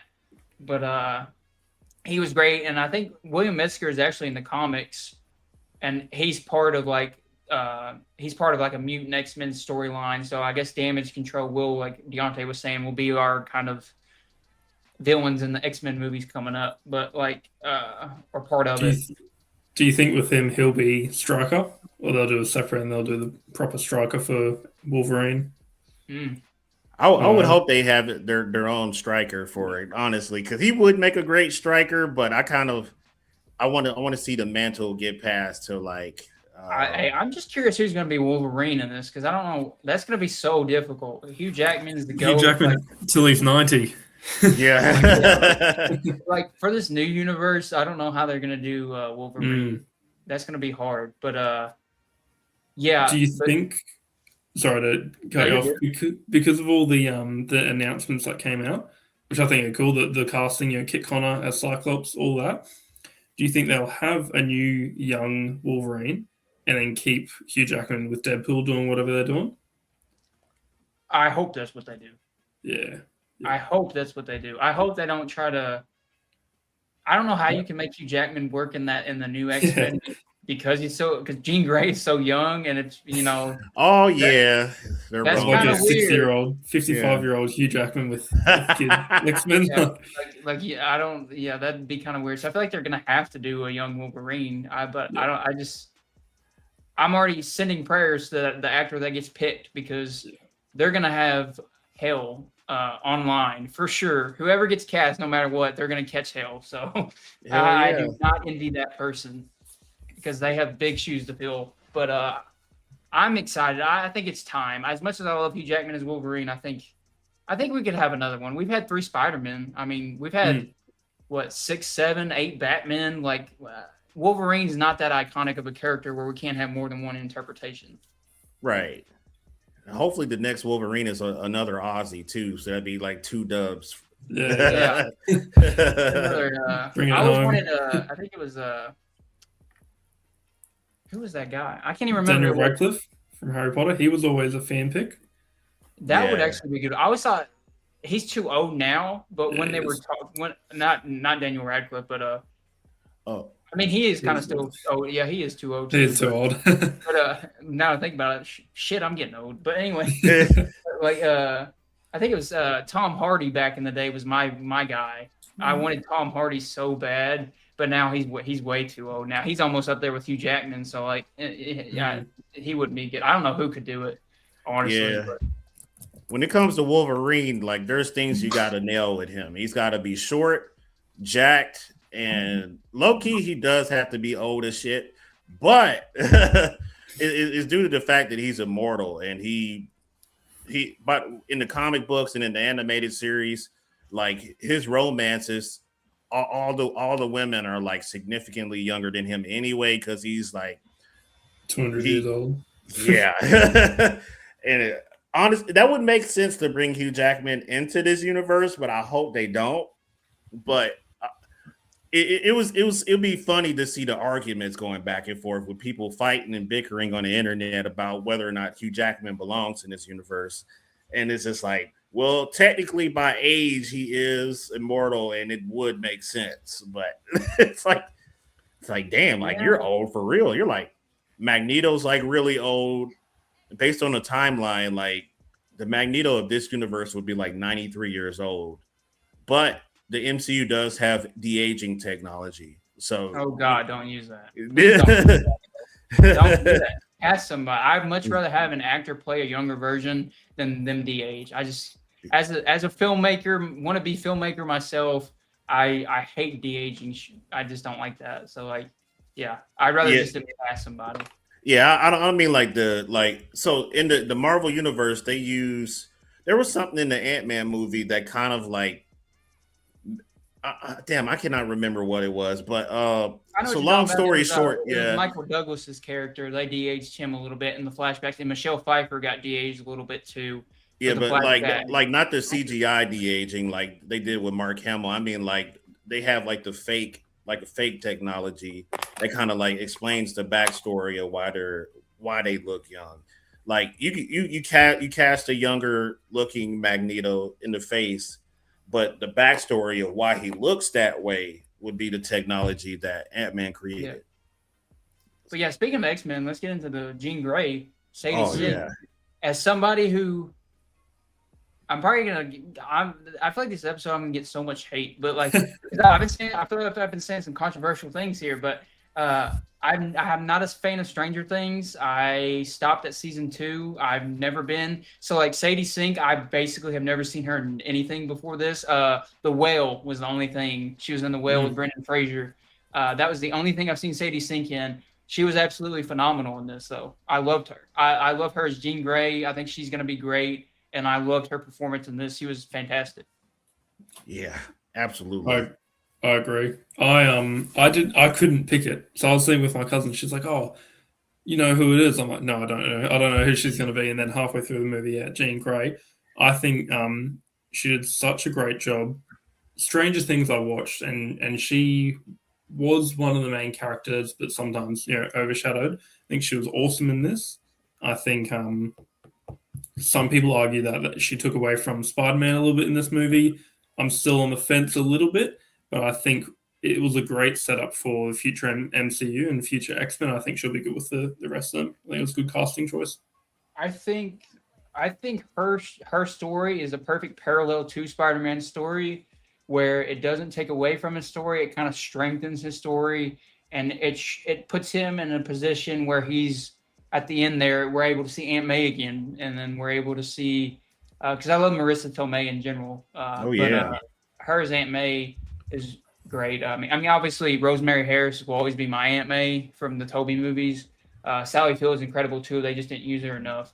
But yeah, like the fact that like that's what kind of ends the conflict is that, and Spider-Man saying you're not alone, like being a figure, like a almost like a big brother in a way figure. I really love seeing Spider-Man in that role where he's just like, hey, I've lost. I mean, because he's been through a lot too. Just like Jean Grey, she did lose her sister, and you do feel for her. But I mean, Spider-Man, it kind of strengthens his story because he's lost Aunt May, he's lost his girlfriend, his best friend, his Uncle Ben's already been dead. He lost Iron Man, Tony Stark.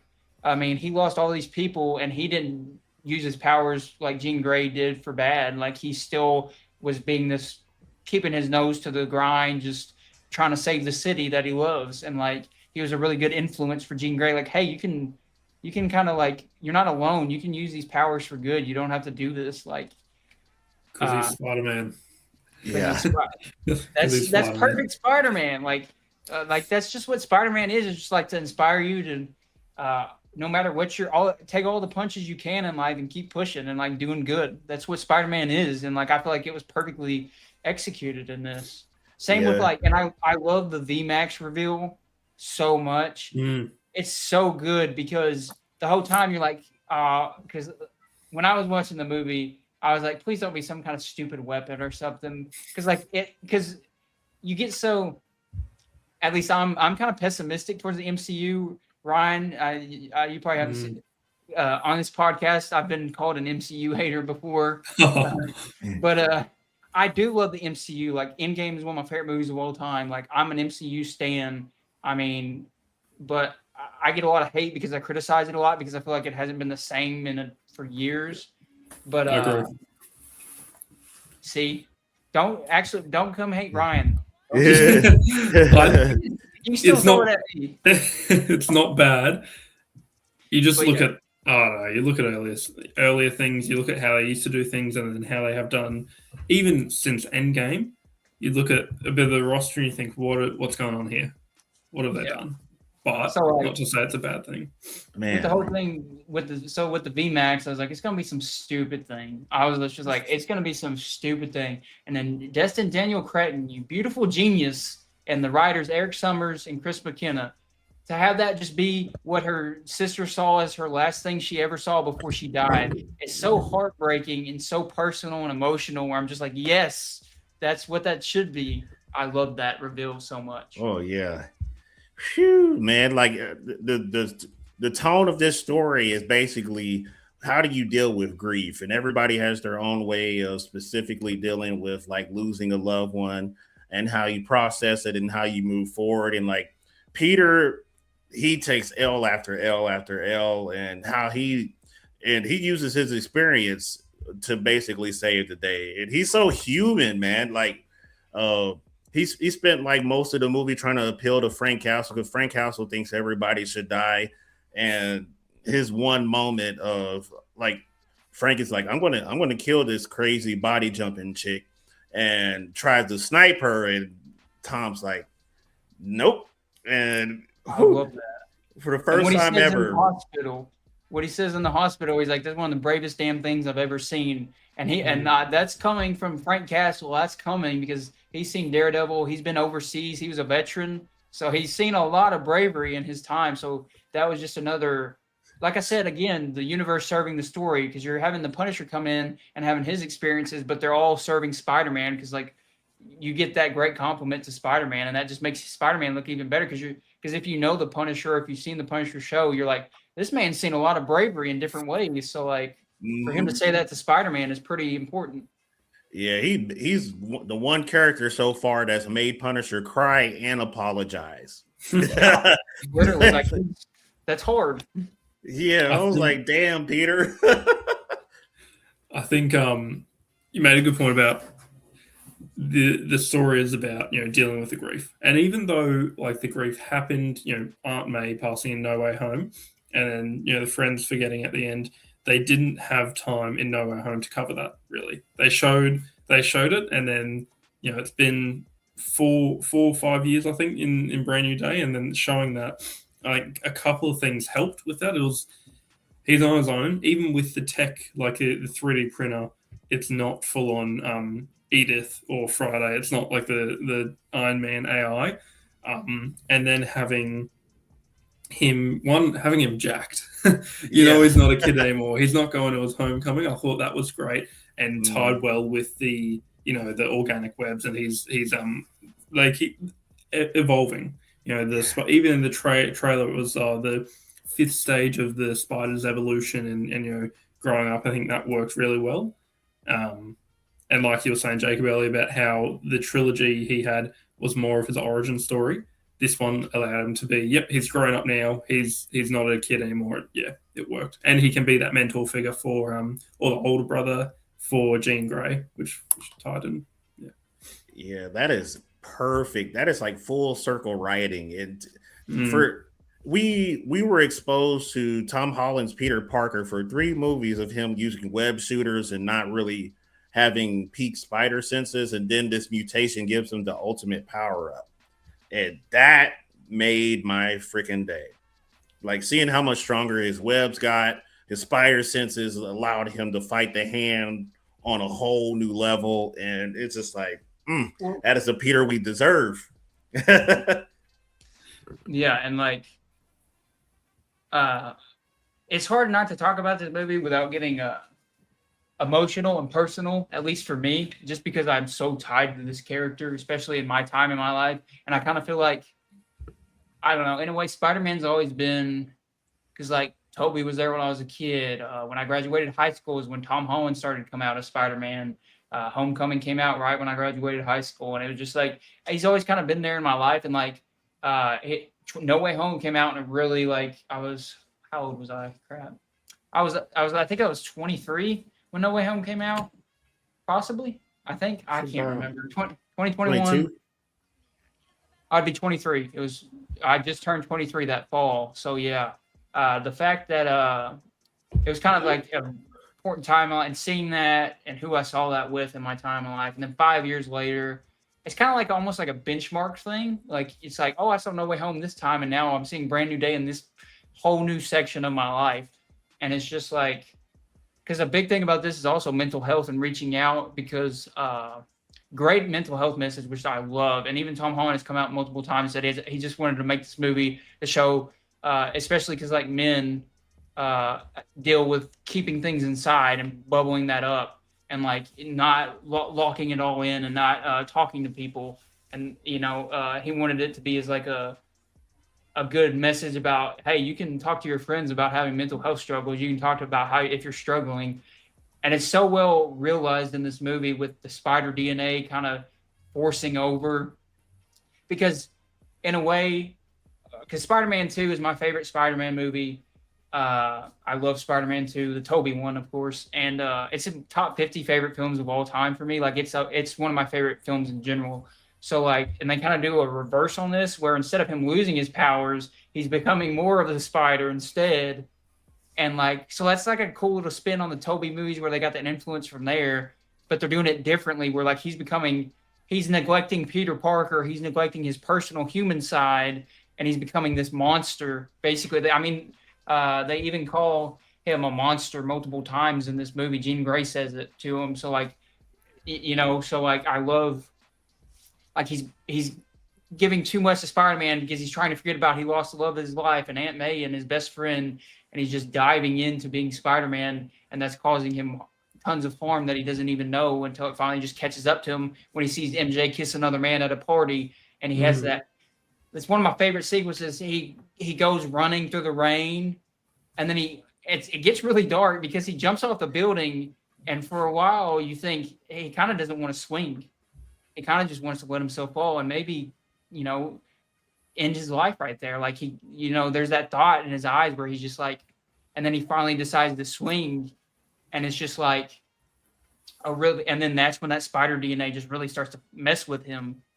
And I just really love, and it was because he was neglecting his feelings, his emotions, and letting that kind of take over. And then there we get the powerful moment there at the end with the hand where he's like, I'm both Spider-Man and Peter Parker. And he finally just like lets the abilities come together. And what could have been a cliche, cringy, cheesy moment is so heartfelt and so well written and so well done that it works. And I remember in the theater when he said, I'm both, I was hyped. I was like, let's go. Like, like he finally locked in, and now he has organic webs. And like, we get the little joke there when he's on top of the roof with the organic webs for the first time. That's a direct callback to the first Tobey Spider-Man, where he's trying to shoot off the roof.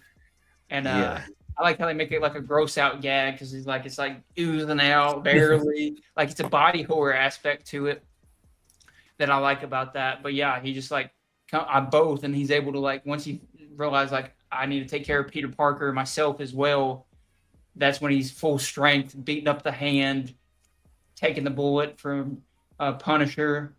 And then it's just really well done how it does the mental health message, I think.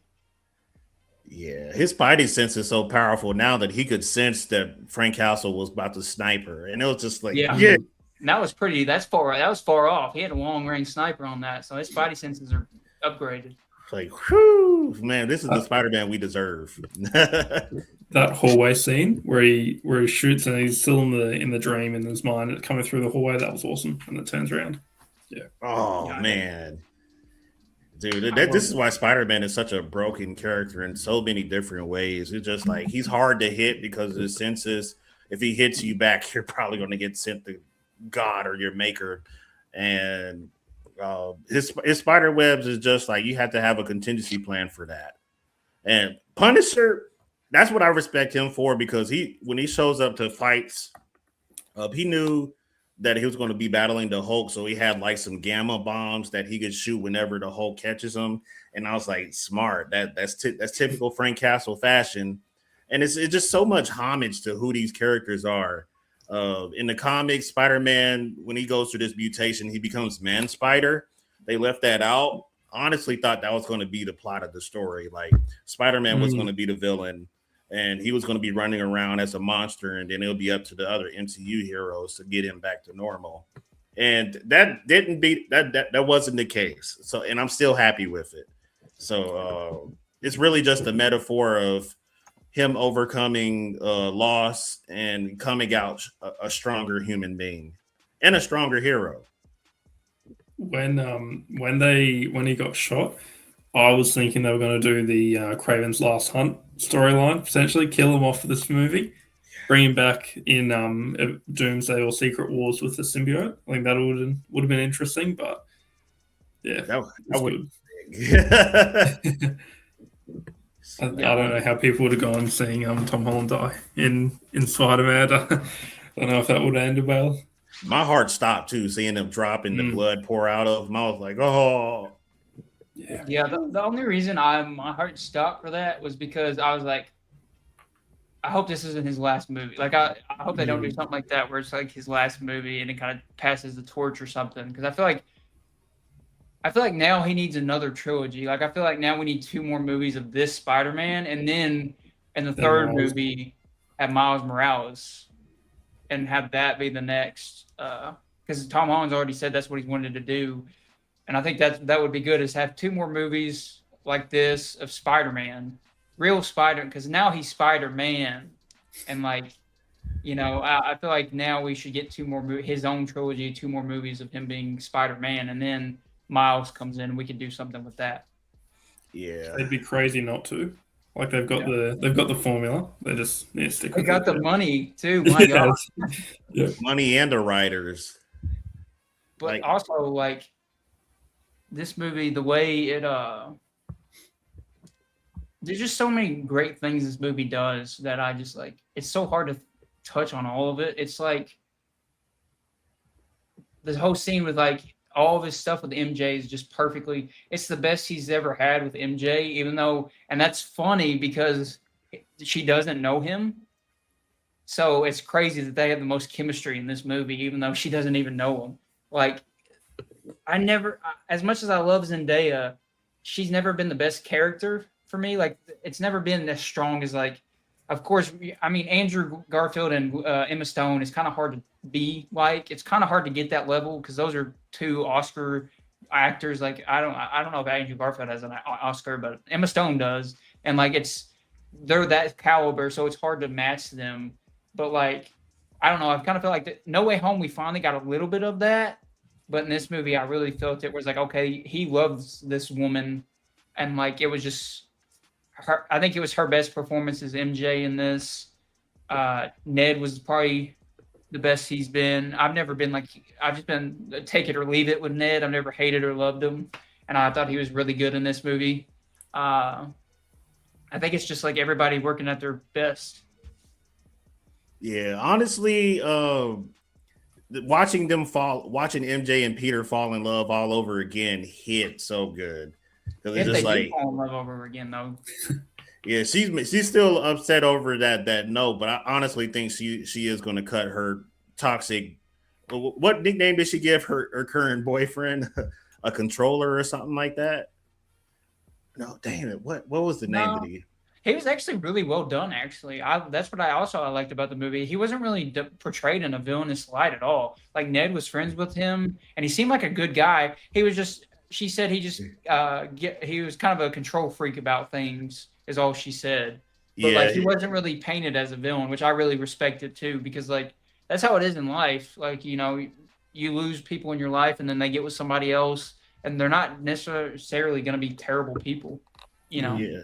Because you know, at some point, Peter and Mary are going to get back together, and they're going to have a kid. So it's like it's only a matter of time. But like, you can kind of see them joke back and forth about like her current boyfriend's personality a little bit. It was like there's still hope for Peter in the future, and I absolutely love that. That's also like a result of really good writing in this movie.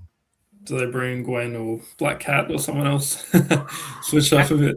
I kind of hope they do, honestly. And we get that little thing, though. That's another good thing I liked at the start of the movie is we see him with the neighbor.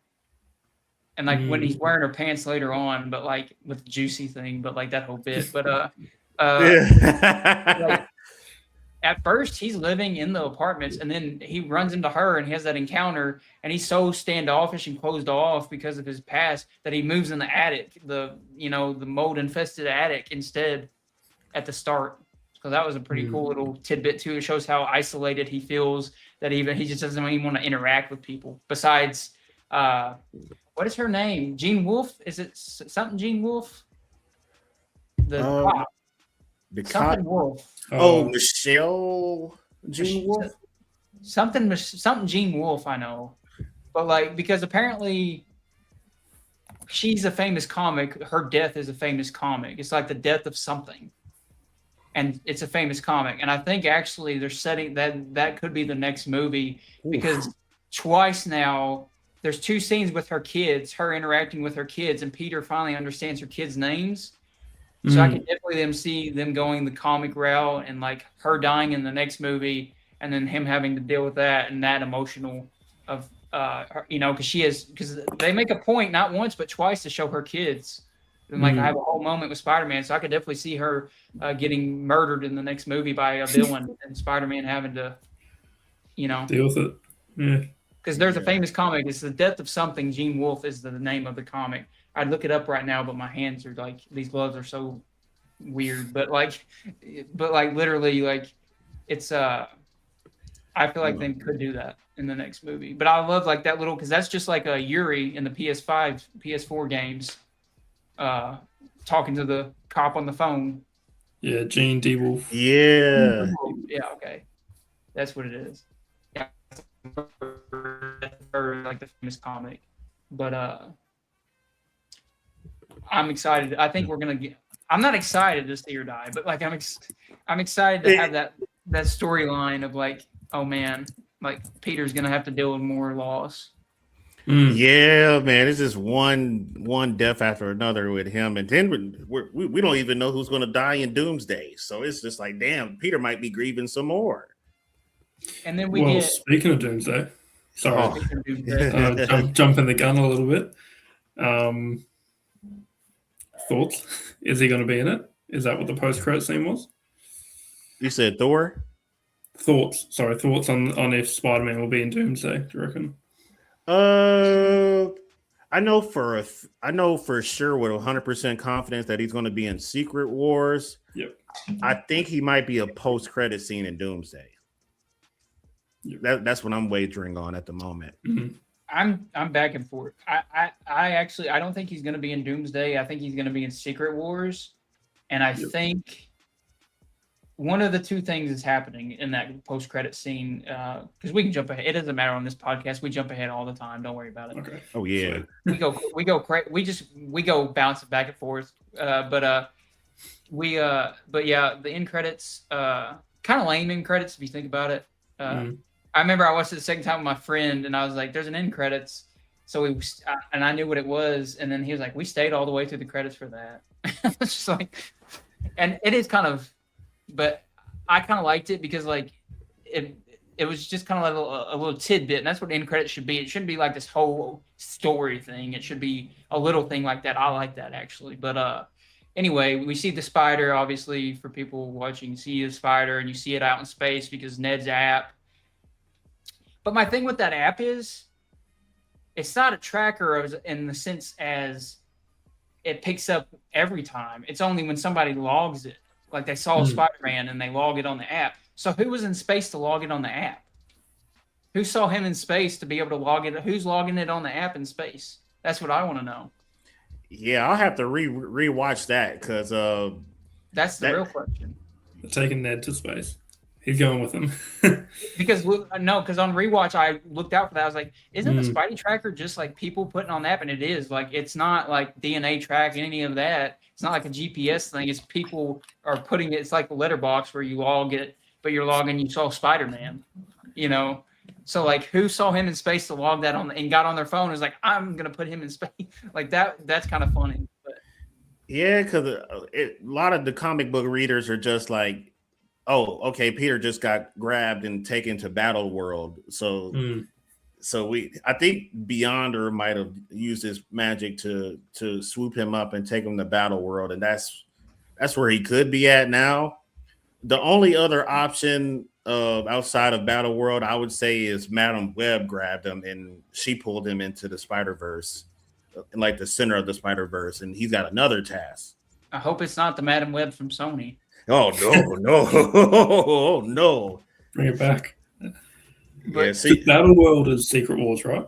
yeah, Yeah, gotcha. see, that's what I think. I think so. My two theories are either that's the setup for Secret Wars, where it's showing like, hey, Spider-Man's going to be in space just like in the comics in Secret Wars, and he's going to get the cool suit, the Secret Wars suit, or if you watch, and I watched closely on this second watch, the glitch that happens on the screen is the Spider-Verse animation, like the Miles Morales Into the Spider-Verse animation. Like it is that it's like that colorful, bright, all kinds of oranges and pinks animation.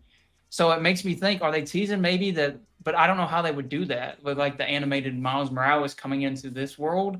But it is that animate, like it's just like the Spider-Verse animation. So that's why I think it could be that as well. But I don't know how they would pull that off. yeah. Honestly, it might have to be Madam Web. It's probably just an MCU variant of it.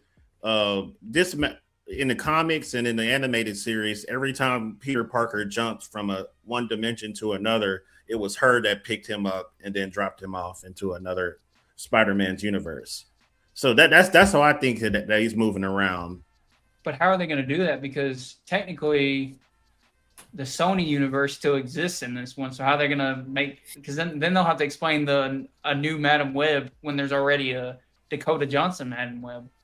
Yeah, unless they like do like a backstory of like, because they showed her on a timeline where Peter's parents is still alive. So how is she become an old lady when everybody knows Madam Web is an old lady? So it's going to be a lot of explaining to do. But also in that movie, you're right. But also in that movie, isn't it Toby's? Isn't it supposed to be? It's Toby or no? It's Andrew's Spider-Man, or is it Tom's? Which Spider-Man is it supposed to be in that? I forgot. I think it's Tom's parents. Okay, I didn't know what it was. I knew it was one of their parents that ended up dying in that universe or something. I don't know. I only saw that movie once in theaters. I don't know. Yeah. Yeah. Feel like that. Yeah, it was a very interesting choice too, because like if the next two movies are going to be Spider-Verse related, we are in for a hell of a ride. I almost think it's too early for that, for live action. I don't know. I'm right there with they just got Tom up and running with his own stuff. Literally, like I feel like we just like at the end when No Way Home happened. At the end of No Way Home, I was literally like, we're at the end of the third movie, and we finally get him in his swinging through New York in his like classic suit. And at the end of the third movie, I was like, please let there be a fourth movie. So when it took forever for this to be announced, like 5 years because they were coming out 2 years at a time. It was 2017, 2019, 2021, and now it's been 5 years, which obviously he's been shooting the Odyssey and then he did Uncharted and all that stuff. But like, it was just like, I hope it doesn't end here. Like, please give. So I'm like hoping so much that we get 2 more movies of this Tom Holland Spider-Man, because I think if we get 2 more movies, the quality of Brand New Day, I don't think there should be any argument that he's the best. If 6 Tom Holland movies, undisputed. Yeah, I feel like if they give him 2 more movies, that he'll be like, you won't be able to argue that he's not the best Spider-Man, best Peter Parker. Give him 10 more movies at this point. Keep it going. let's not reboot him after a couple. Yeah, man. We just update the times, like introduce new villains, like keep it running like the comics are. The comics are still running. So, well, I remember after No Way Home, I thought they were going to do the Ned as the Hobgoblin, which they might still do. I remember when that was huge on the internet. Yeah. Everybody was like Ned Hobgoblin. Yeah, like so they could do that. My thing is though, and I don't want to be a hater because I do like Ned, but how are they going to make that Ned be intimidating as the Hobgoblin? Like, I just don't see that actor and that character being intimidating in any way as a villain. Like, I don't see that as being an interesting villain whatsoever. Like, I don't care what you do, what kind of suit you put on him. He's not going to be intimidating. He's a short guy. Like, I don't think he would be maybe like a side-off villain, but I don't think he'd be that intimidating. Yeah, because there's when it comes to the mantle of Hobgoblin, and there's been like maybe 4 or 5 different people who have donned the suit. I think Ned might get the suit later, but I think if Spider-Man crossed path with another Hobgoblin, it's going to be like one of the other people with the mantle. I'm hoping that it's I think his name is Ben Kingsley. So it's like a British black guy that was Hobgoblin first, and they cast somebody for him to be that would be a sick Hobgoblin debut in live action, and then maybe let Ned gets the suit later, or maybe even the same movie and it just doesn't work out, or the director just scraps the idea of Ned becoming Hob at all. Yeah, I mean, trying to think, have we touched everything? What else is there to cover? There's so much in this movie that it's hard to like. I know we're gonna miss something, but like, would you change anything? Would you do anything differently? I'll just go ahead and go out of the way first, and because I want to let you guys talk some more. I think for me personally, I've seen it twice now, and I gave time in between viewings, and I've watched a bunch of reviewers that I respect and trust and saw their thoughts, and I've seen posts, and I've talked with friends, and so I really thought about it, and if I could pick, I can't find anything wrong with this movie. I really like, and I'm very critical of the MCU and how they've handled Spider-Man, but like, I love everything about this movie. I think the soundtrack's incredible, the score's incredible, like we said, the practical effects. The only nitpick I have, and it's such a nitpick, is some of the CGI is a little off. Like, there's a few times where I'm like, that's not doing it. Like, it just catches my eye. But that's just a me thing, I think. I think some people probably wouldn't notice it. That's just because I'm just, like, a weirdo. But, like, other than that, the CGI being off, and that's about it. Like, I see people's with the Jean Grey-ish situation about how she kind of, she's the villain, or like, why are they doing the X-Men and Spider-Man movie? And like, they should have done a classic Spider-Man villain. And like, the whole thing was, we even didn't talk about the Scorpion fight, like when he goes absolutely ham on Scorpion and just beats the crap and almost kills a cop, which obviously he would, because of the mutant DNA, the anger of that. Yeah, but he wasn't pulling his punches in that fight. Some people like the New Avengers input of Yelena, that little thing was goofy. I thought that was that felt like straight out of a comic book. Like, that's what, of the comic books I read, that's what happens, is like they'll just encounter another superhero and then they'll be about their way. Like, it's it's just like a little thing that happens. So like, crossovers. Yeah, that just felt like fitting. That if something was happening like this in New York, I feel like he would probably go contact them like that. Like, and I like seeing Florence Pugh anytime. So like, come on. Oh yeah. And then the only other thing I can think of is probably maybe how the hand was used, just because I'm such a Daredevil fan. But I let it slide because it is understandable, because if they don't have a leader, I could see how damage control could maybe get them to work for them, possibly. I mean, it's a little, I think they really got that as like a cool nod to Daredevil fight sequence thing. Like, I don't think really, but like, maybe they could have done the hand a little bit better. But those are just nitpicks for me. Other than that, though, like I said, I've given this a 5 out of 5 twice on Letterboxd. Like, it's an A+ for me. I think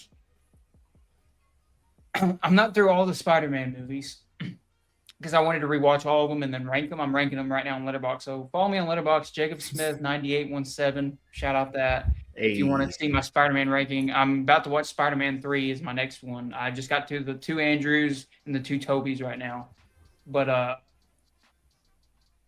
I would honestly, if I had to rank this is right there with the first Spider-Man, is like my second favorite, right behind I don't think Spider-Man 2 can be top for me, but it's right there behind Spider-Man 2. Like, I love it that much. I think it is a Spider-Man movie I've been waiting for so long. I absolutely love it. And like I said, I didn't want to get emotional about it, but like, it just hit me in a hard part of my life where like, how, especially like the 5-year time jump is like, from No Way Home to this, I've also lost a lot since No Way Home, personally in my life, relationships, family members, things like that. And just this movie kind of gave me hope again. And it did what Spider-Man is supposed to do, inspire you to be better, be a better person, keep pushing, keep taking punches, and keep rolling with the punches. And I've been kind of in this is Jacob Films Perspectives. I'm going to get real with you here. Mhm. Daddy's here, and Daddy's going to kiss the boo-boo. Okay, sorry. That just happens. Don't worry about that, Ryan. That happens. Okay. That's his ticks. But anyway, I've been a little down and depressed lately. I deal with my own mental health issues and anxiety and depression. I do have that, so I do deal with that. And this movie, I've been kind of in a slump, and this movie really helped bring me out of it. Where it's just like I was kind of dealing with some personal things, trying to get over past relationships and grief and things like that. And this movie kind of helped me move on from things and kind of look to the future and be like, hey, I can make my future better and still respect the past. And it really, when I can connect with a movie emotionally and it teaches me things in my life, and especially when it's Spider-Man, somebody I've grown up since I was, I have a picture of me when I'm like 3 years old with Toby behind me. It's like the Walmart. It was at the Walmart. It's like a little green screen they used to do. You could get your picture taken I think it was when Spider-Man 2 came out, actually. But, so like he's always been there for me. And the fact that I'm 27 years old now and this movie, a Spider-Man movie again, was there for me in a hard time in my life, and I'm able to move on from past relationships and grief from things and just like focus, remember to take care of myself and be there for my friends. So for that, I just love this movie. Yeah, but that's a long way to say I don't have much to hate on this movie. But now you guys go. You guys can tear it apart all you want. I won't care. Yeah, man. Thanks for sharing. Yeah, that is good. Yeah. I'll jump in first. I think a good point you raised, Jacob, about the hand. I haven't been that big of a fan of the hand. Even I think it was good in Daredevil. I think it worked well, and then it was just sort of in this movie. I think my only sort of change I could make, that scene, keep it where it is, keep it in that building, but change it to either they bring Scorpion and Tombstone, maybe have like a team up with them, maybe just have Tombstone. That makes it a bit more Spider-Man-ish, I think. They could go either way. It could work better, or it could work worse. So it's not like, oh yeah, they do that 100% it'll be better. Just might be something a bit different. But no, I think it was good. I think I've got to rewatch it back to back in No Way Home to see, because No Way Home still does stand a bit higher. But yeah, no, it was good. Really happy with it. Yeah, No Way Home was very impressive too. It's really hard to compare the two movies because they had their own glorious moments, and but I will. Yeah, if I criticize A Brand New Day, honestly, that 5-year gap where we're getting caught up with Spider-Man and what he's been doing since No Way Home, like you get a lot of one-offs with really interesting and cool Spider-Man villains in his rogues gallery. It's like Ramrod, nobody cares for, but Tombstone does have an interesting backstory. And at some point, like he goes from being a villain to like a really good Spider-Man ally. So it's just like I probably would have not used him in this movie. I would have put him in like the sequel or something. You get like small run-ins with Scorpion and then Spider-Man facing off with like another guy. But if you're gonna choose the hand for this movie, I honestly would have left Frank Castle out of it and would have grabbed what's his name, Matthew Daredevil. Yeah, I forgot his government name already. But I mean, he's in prison though. That's the thing. Oh yeah. This is on this timeline. He is locked up. And then it's like, oh, is he still there for 5 years? Do we know? Does that line up with Daredevil? Yeah, I think because I think Born Again's set like of like the time we're in now with Brand New. I think it's around the same time as Brand New. Okay. I don't know. The MCU timeline is so crazy. I could be completely wrong. There is a brand new mayor, and I think this mayor was just installed after Kingpin got exiled from New York. So that is true. He is given a key to the city. There's a scene where he's given a key to the city, and he's holding it. It's like a quick little flash in the movie, and it isn't Kingpin. So it either has to be before or after Born Again. So I'm guessing it'd be after Born Again. Yeah, that would explain like there's an opportunity where Spider-Man might have to do a jailbreak, or Jean Grey could body hop and set Daredevil free, but at the same time, what Matt Murdock, that's his name. Matt Murdock is probably not the type of person where he'd run from jail. Like he would want his friends to get him out legally, so he's not a fugitive and on a run, unless like a situation was that dire and he had to get out. So I would have found a way to get him out of jail and not use Frank Castle at all. And the only reason why is because they both could teach Spider-Man the same lesson about loss. Like Frank, he lost his wife and kids and a few friends at war and some friends along the way. And Daredevil's lost. He's lost Elektra. He's lost his dad. He lost Foggy. And it's like a fair balance of people that died from both Frank and Matt, and they both could teach Peter Parker about grief. So I think that would have been a something. Before I forget, I'm gonna have to say it because I'll forget it. You saying that made me think of something that could have been cool if they did that with, because Daredevil lost his best friend Foggy Nelson, and this movie is kind of more, as we see at the end, he kind of lets MJ go and he more connects with Ned. So it's kind of like that could kind of been a cool little parallel like he did with Jean, but with Daredevil, like with the losing the best friend thing. So you're right about that. That could have worked. yeah. 'Cause with the right writing, like you could definitely pull it off. Like Spider-Man will still come out stronger and being more accepting of himself and his mutation. And honestly, like you could have a couple of those villain cameos could have been used in another movie.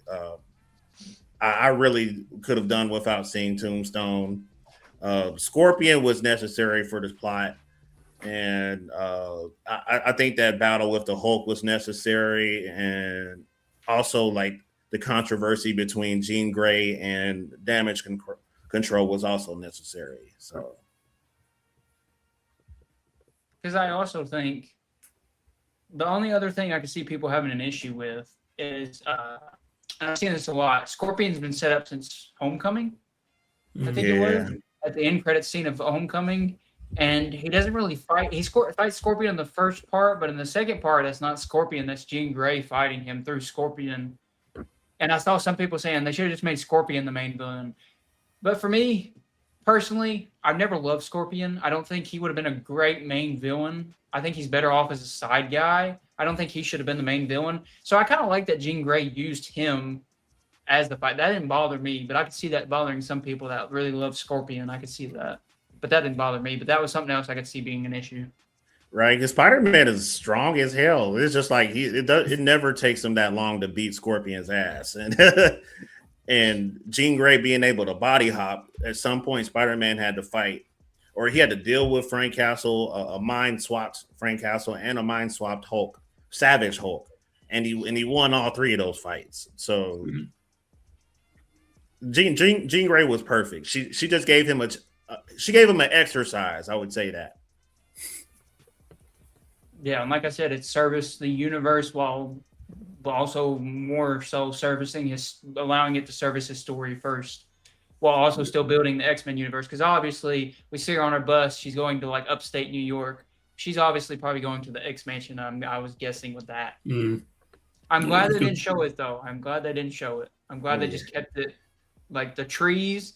But I don't know. I feel like upstate New York is where she's going there. Yeah. Professor X is going to find her in due time if they're not established yet. I was thinking that, Diego. Yeah, the woman who played the chief of staff in Daredevil is the mayor. That's what I was thinking. So yeah, this would have to be after the events of season 2 of Born Again. Then, so yeah, Daredevil would be in prison, and Daredevil is that type. He would just sit there in his jail cell and be, no, this isn't the right way. Because I mean, that's how he ended up in prison in the first place. He could have ran if he wanted to, but he didn't. He just sat there with Karen and got down on his knees and like, okay, arrest me, Yeah, he can totally beat his way out of prison, but he's just like, no, dude, get me out the legal way. He likes to punish himself. That's like the whole point of Daredevil. He likes that, feel that guilt and be like, punish himself. Yeah.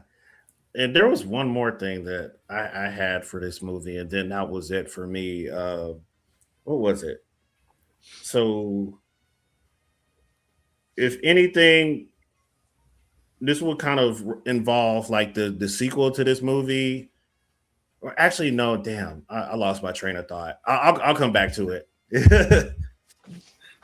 So yeah, I couldn't I don't know. Like I said, this movie, I had my whole little therapy session earlier about it. That's just I can understand why some people don't love it. Like me, I completely if it's not your favorite Tom Holland, if it's not your favorite Spider-Man, I can completely see that. Just for me personally, what I look for in a movie, it hit me. If you're a good enough movie for me to put you over the Christopher Nolan movie of the year, then you got to be a great movie. I literally, because on first watch, this was right behind the Odyssey on my list of the year. And on second watch, I took it on Letterboxd and I moved it over, and then I put it above the Odyssey. And if I do that, I mean, I have to put you up there because you can't just beat Christopher Nolan with a mediocre mid good movie. For me anyway, because that's my goat. So and the Odyssey's top tier film, so it's kind of hard. This and Obsession are back and forth for my favorite movie of the year right now. Just I love Obsession so much, but this and Obsession are right there, going back and forth for favorite of the year. So top three. Yeah, my top three is Odyssey, Brand New Day, Obsession, which is probably a basic ass top three that everybody has. Good year for you movies. How good. Yeah, I mean, you can't really. I don't see many movies topping those three for me, but yeah, I can't. I don't know. Like I said, it's a 5 out of 5 A+ for me. I mean, we do great. So what would you go, Ryan? What do you grade movies on? You can do whatever you want. It can be grades. It can be 5s, 10s, whatever. I'll do out of 10. Okay. Out of 10. I might need to review, regrade it. I gave it a 8.5. Probably more like a 9. And No Way Home would be like a 9.2. Or if I gave this 9.5, then No Way Home would be like 9.6. It's that close to me. It's not like, oh, No Way Home is miles above it. Yeah, that's what I'd be giving it. Yeah, it's such a tough call to make, especially when comparing those two movies. It's just like, man, I have to rewatch the Spider-Man series just so I can get my rankings figured out. Cause I have a general idea, but if I rewatch it, it could completely change. So, Brand New Day for me would definitely be. I'm going to give it a 9.5 out of 10. A solid A. I would give it an A+, but I think the usage of villains and maybe side heroes in this story is could have been better. It could have been worse. Yeah, that's a really good point. Like I said, when I was talking about what I would change, you could make those changes. Put Daredevil in or put a different villain in the scene. And it could make it better. It could make it worse. So it's not like change it would necessarily make it better. Yeah. And let's just talk about how it has one of the greatest opening scenes of all time, where he's upside down on the roof. The upside down scene, anyway, where he's upside. I don't know if that's the exact opening, but it's close enough. Yeah. When he's upside down, he's looking on his phone at MJ and Ned, and he just puts it in his pocket, pulls down his thing, and jumps off the building. That's like a perfect visual of what Spider-Man is. All these people are happy doing their life, and he's just got to keep it pushing. I love that so much about it. Responsibility over what he personally wants. Great power comes great responsibility. Dang it. Yeah. Peter Parker is a stand-up guy. In every universe. But yeah, I mean, I think that's really all I have for. What did you? I guess I'll ask you guys this because I've seen a lot of debate on this, and I want to hear. I know I have my thoughts. I want to hear your thoughts on the. What do you think about the Ned at the end, the ending when he dabs him up? Do you think he remembered him, or do you think it was muscle memory, or what do you think? I think he remembered him. I think, that broke the curse or like that. I think that did it. I think I know what you saw as well online, like people saying, oh, it's just he just thinks he's Peter from the apartment. No, I think he knows. Yeah. Yeah. I think that was done really well as well. Yeah. Absolutely. There is a way to break Doctor Strange's spell, but it's just like it's not yet revealed how it can be broken. But I think there is a way that Spider can do it and then get his memory back. But honestly, at this point, he doesn't need to get their memory back because he's already like rebuilding his relationship with MJ. He's already rebuilding his friendship with Ned. And it's just like start over from scratch. You could just catch him up on all the memories that they used to have. And or you could just make new memories with him. You can't win or lose with this scenario anymore. I think MJ will make her way back around to loving him again. I think maybe in the second movie she might even dump her current dude and give him a chance. And but if it doesn't happen, it doesn't happen because Peter Parker has been known to become quite a ladies' man. So he could wind up with Felicia, like we were saying earlier. He could wind up with Gwen.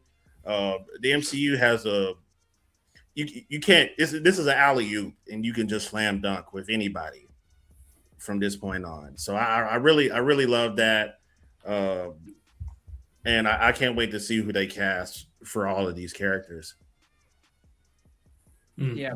So my theory is I'm locked on this. My theory is like Ryan was saying that people think he thinks it's Peter from the apartment. I'm one of those people. I think that at least I hope I don't want the spell to be broken. I don't want that. Yeah, I think it cheapens the ending of No Way Home if you break the spell. Like even if it's just I just like this whole movie I was hoping it wouldn't happen. Like we didn't even talk about the MJ scene where he's like, go ahead, touch her. Like that was such a great messed up scene where like he thinks he's finally kissing MJ, he's holding her, and like it's just Jean Grey the whole time messing with him. And I was gonna go against this movie if she remembered when he kissed her. I was like, please don't do that. So it was such a good turn when it was like, go ahead, Peter, touch her, kiss her. Like that was so twisted and good. I loved that so much that they didn't break that spell. It's like True Love's kiss, really. Like I love that they acknowledged that and they didn't break the spell. They just made it like a twisted game Jean Grey was playing, which I really enjoyed about that. But yeah, so because of that, and because she says there's literally no memory of you in me whatsoever, and she says I don't love you, I don't even know you. Like that scene made me cry. I didn't fully cry, but I teared up. That conversation between them made me tear up both times I saw it in theaters. Like, and I don't cry at movies. I don't really get goosebumps. I'm not really an emotional person at movies. Like I can name on like one hand how many movies it made me cry. So the fact that it made me like well up and my eyes get a little wet, like that's pretty hard. So like do it twice is really like strong for me. And maybe that's some personal issues that I'm dealing with that it brings up, but like, it's like, that's really good. So like, I don't know. I think it would be much better if when he daps him up, he just goes with it because that is like a muscle memory thing. And he says Peter because MJ says Peter in the apartment, and he's like, and he puts it together like, oh, his shocked face is like, oh, that you're Spider-Man. And then they rebuild, like Deontay said, they could just rebuild a new one. I think that would be the much better way to go instead of the spell being broken, because it kind of cheapens everything if they break the spell, for me anyway. But that's fair. That's what I think. Yeah, because they're not losing anything, so no. Yeah. Yeah, that is I think that's everything I had to say. I covered that. Done well. Same here. Yeah. I think that's literally all I had to say about Brand New Day. I mean, I had a lot to say, but yeah. And Spider-Man is gone. I don't know where he is. His mask is on the table. I don't know where he went. Somebody's gonna watch this. Somebody's gonna watch this and be like, this guy has multiple personalities. He probably had to answer. Felicia texted him and set you up, and he had a skirt off. Is he?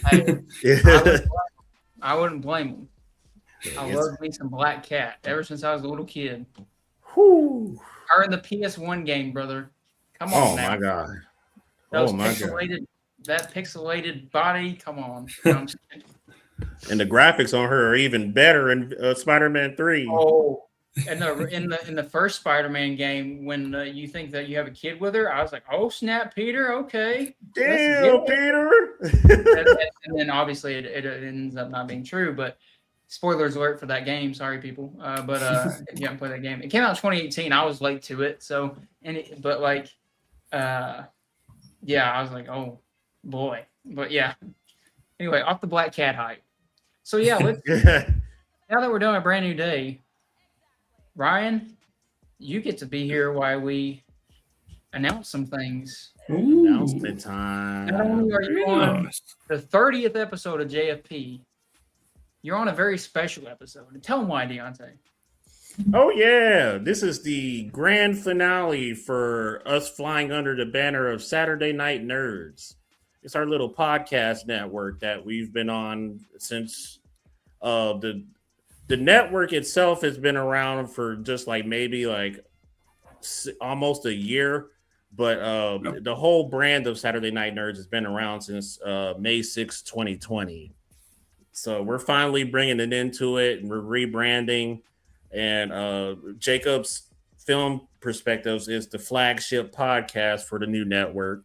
And we're doing a huge name change. And also, we may reveal his new logo updates tonight, too. Exciting. Hey.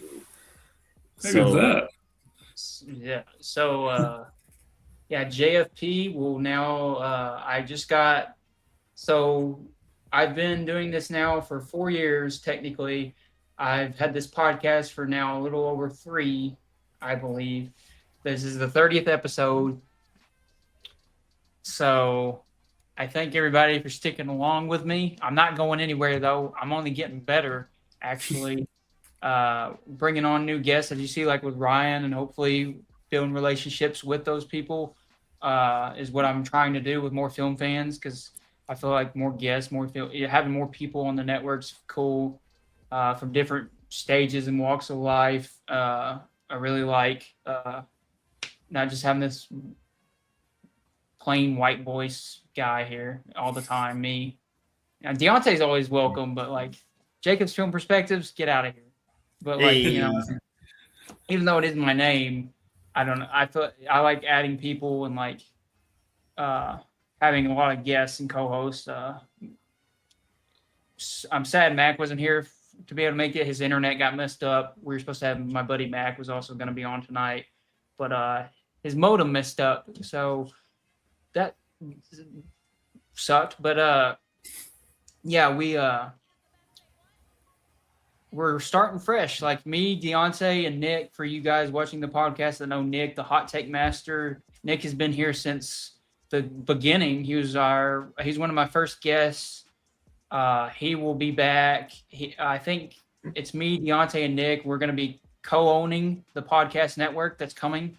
It's not going to be SNN. This new one, all 3 of us are agreeing on a name. We're agreeing on the design of the how it's going to look, how it's going to feel, and we're going to try to have a bunch of people. It's not just going to be JFP as the flagship. I'm just going to be I'll just be the flagship, but like we're going to have other podcasts. Like Nick may have one on true crime where he's been sniffing around on. There might be one on sports. There could be one on other type of films like Oscar season stuff. Mac was talking to me about maybe doing like an Oscar season type, like talking about actors and if they win the Oscar this year, like stuff like that. So like we're planning on going a lot bigger, a lot broader. We're first and foremost, we're trying to get people from our area, Southeast Missouri, like the jump. Like our name is going to be very SEMO based because me and Deontay, we both went to the same university here in Cape Girardeau, Missouri. We're SEMO Red Hawks, and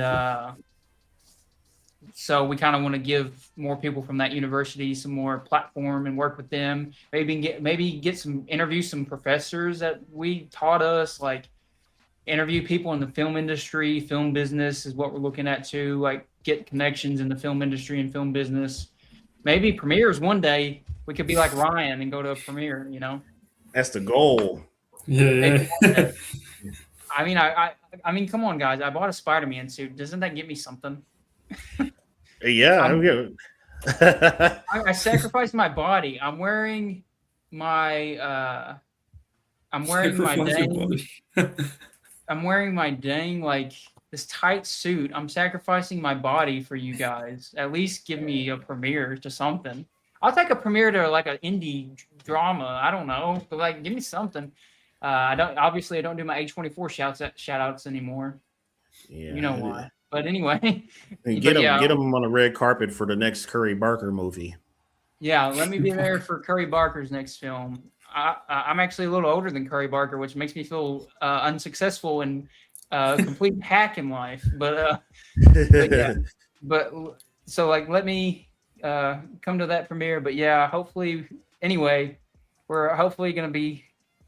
Are we debuting the name tonight, or are we debuting later, Deontay? I'm down. So the name, ladies and gentlemen, for the future of this podcast network is the Hawkverse. Yes. Ooh. I like that awesome. enthusiastic "ooh" by Ryan. Yeah.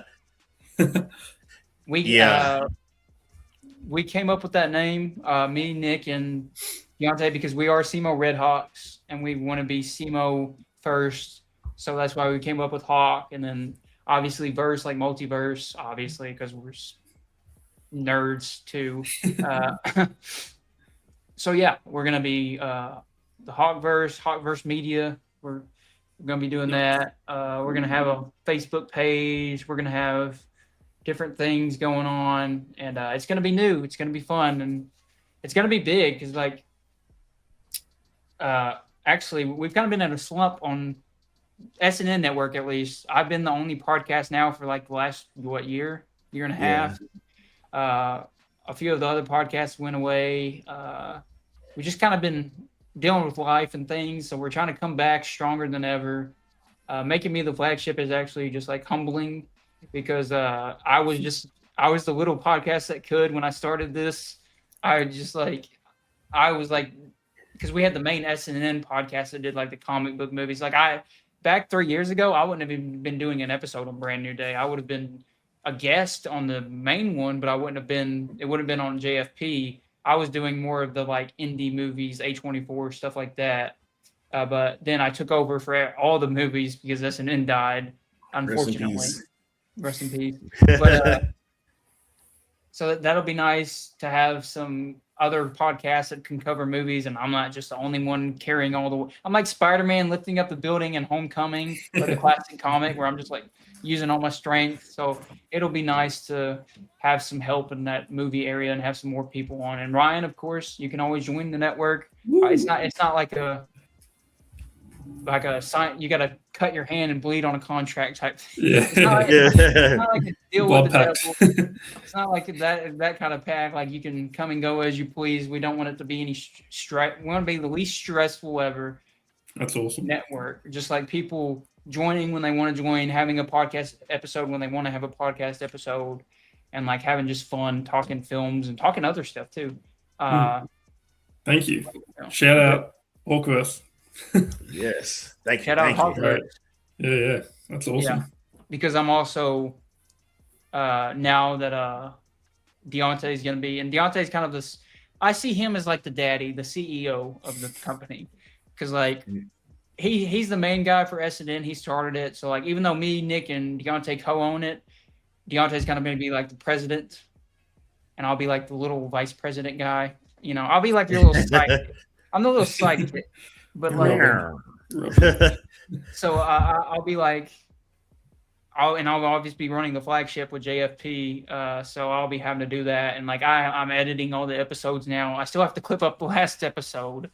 I just had a lot going on, but Odyssey clips we did an episode on the Odyssey, the last episode. So I'll be clipping that up, and then I'll be making clips from this episode to post on TikTok, Instagram, all that good stuff. I'm clipping them up now. So I'll kind of have my hands full with just this, and because like this, we're running 2.5 hours here. I have to go through all this and clip it up and add in stuff, and it's just like, that's a lot. So I'm glad that we're having a new network with Nick and Deontay to help as co-CEO. We're all like all co-CEOs here. And the Three Musketeers, Hey. and we're gonna make a name for ourselves. I feel like I think possibly. I hope people want to join. I think we got Ryan on. We got Mac. Bella's gonna be back on. I know y'all love Bella with the horror takes, and she could even do maybe a horror-esque podcast. She likes to do spooky stuff. She could be doing a horror podcast if she wants. I need to talk to her about that. I haven't really talked to her about the Hawkverse. Oh, she could literally join the Hawkverse. Yeah, like I need to actually talk to her about that. She's been busy. I think she's doing a play off Broadway right now, so she's kind of like busy with that. So I haven't been able to talk to her recently a lot. Shout out you, Bella, if you ever see this. Shout out you. We miss you. Shout out to Craven's Conventions. Craven Conventions. She's on Letterboxd, Instagram. Follow her on there. She does mainly social political commentary on horror, about like feminism and horror, and talking about like the books and the movies and how they compare, and like she deep dives into horror way. She's smarter than me, definitely, when it comes to movies, with horror movies especially. She's a genius, but she might become, she is a part of it, but she might have her own. And Mac is on here, like I said. We got Ryan now. Who else? Lawson could have some a little bit, and we got Nick, and then we got trying to think who else we got. There's a few other people that have DM'd me and I've talked with on Substack even. There's a few people on Substack that want to join. But I still don't know how to use that app really. But yeah, I struggle sometimes. It's very orange. That's about it. Yeah, Substack is Diego, we may have an Oscars podcast for you. Mac has been talking about it a lot. So I know he's moving soon, so he may be busy with the move, but hopefully he'll be able to do an Oscars podcast for you there. We'll definitely do an Oscars podcast for sure. I'm not a big Oscars guy, so I might not be on it, but he definitely will be doing one. And yeah, I think that's the Hawkverse. Be on the lookout for that. We're coming. Oh yeah. Exciting. A lot of logo updates and everything. We're really just putting together a team of future filmmakers, content creators, like people who need help getting promo and reaching bigger audiences so they can go further with what they want to do. And giving back to the CMO students that we graduated with, and giving back to the ones that graduated before us and after. Like we're really just doing a service to our own community, but we're also working with everybody all across the world in general, because eventually we will be that big, and we'll be sitting at a table with Christopher Nolan sharing some Tim Tams or something. You know. That's right. I would die, but yeah. And speaking of the world, we got Australia tonight. Hey. I have a buddy from I don't know where he's from in England. He hasn't, I'm not great with my geography, but I'm just a dumb American. But we got a guy from England that's been wanting to be on the podcast the last few episodes. He just England time, like for right now, Ryan, it's like in the morning, right? Yep. Yeah, it's like it's lunchtime nighttime now. for us here, and the day before actually. So he's in the future, is what's happening. He's literally in the future, but we're like the England time zone is so weird. Like his time zone right now, I think he said it was like midnight for him at 6 o'clock. So like right now it's like 3 a.m. for him or something. So like it's kind of gonna be hard to get him on a podcast, but we'll try. Even with us, it's always easier with America. Like it's your nighttime and it's our Sunday morning. Whereas UK is a bit different. It's a bit harder in Europe and all that. So trying to figure out time zones might be our biggest enemy. Might be our villain of the podcast. Oh yeah. But I always get confused even with the American time zones. Like like my buddy Mac is actually an hour behind us right now. So like I get confused with his time, even though it's an hour behind. So like. But when we make the events for these podcasts, we always do a time zone conversion for the states, because it's just like we're all off by an hour. Yeah, because we have somebody now, Bella. She's around the New York area, and then me and Deontay are in the Missouri area, and then Mac, he's down in the New Mexico area. So like we're all in different areas of the U.S. in different time All zones. over. Yeah, but yeah, I think that's it for the Hawk burst and everything. The JFP logo, though, do you have the JFP logo, Deontay? I did not get the chance to upload it to the Okay, the thingamajiggers. that's okay. That's even better. I'll just make y'all wait even longer. Ooh. So I have a new JFP logo. I have Lindsay. Shout out Lindsay McLaughlin, who's also a CMO graduate, giving back. She did my original JFP that you're seeing right now behind us. The original blue JFP. I'm switching my colors. I have different colors actually. Well, no more blue. I'm not going to say what color it is, but it may be on this suit. I just gave it away because it's blue and red. What are you going to go? But anyway, Hey.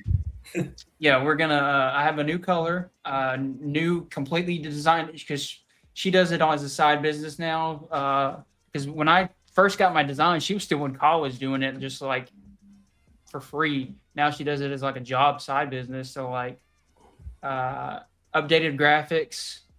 I have updated cover photos for YouTube and such. I'm gonna have actually a new Zoom intro for like this. I'll have new backgrounds for StreamYard to do. I'm gonna have multiple ones for StreamYard. We can switch. And then I didn't even tell you this, Deontay. This is new to Deontay too, and everybody. I'm getting a voiceover done. Ooh. I Let's know go. Lindsay connected me with a girl named Elena, also from CMO. Shout out you. I don't know how to say your last name, so I'm not going to say it. I'll tag you when I get the voiceover complete. She's doing she does professional voiceovers for radio stations and stuff. I think she does something with radio stations. I don't know her too well, but Lindsay connected me with her, and I gave her a script, and she's going to do a voiceover that I'm going to put over my JFP intro that Will made. I'm going to have a voiceover with it, I decided.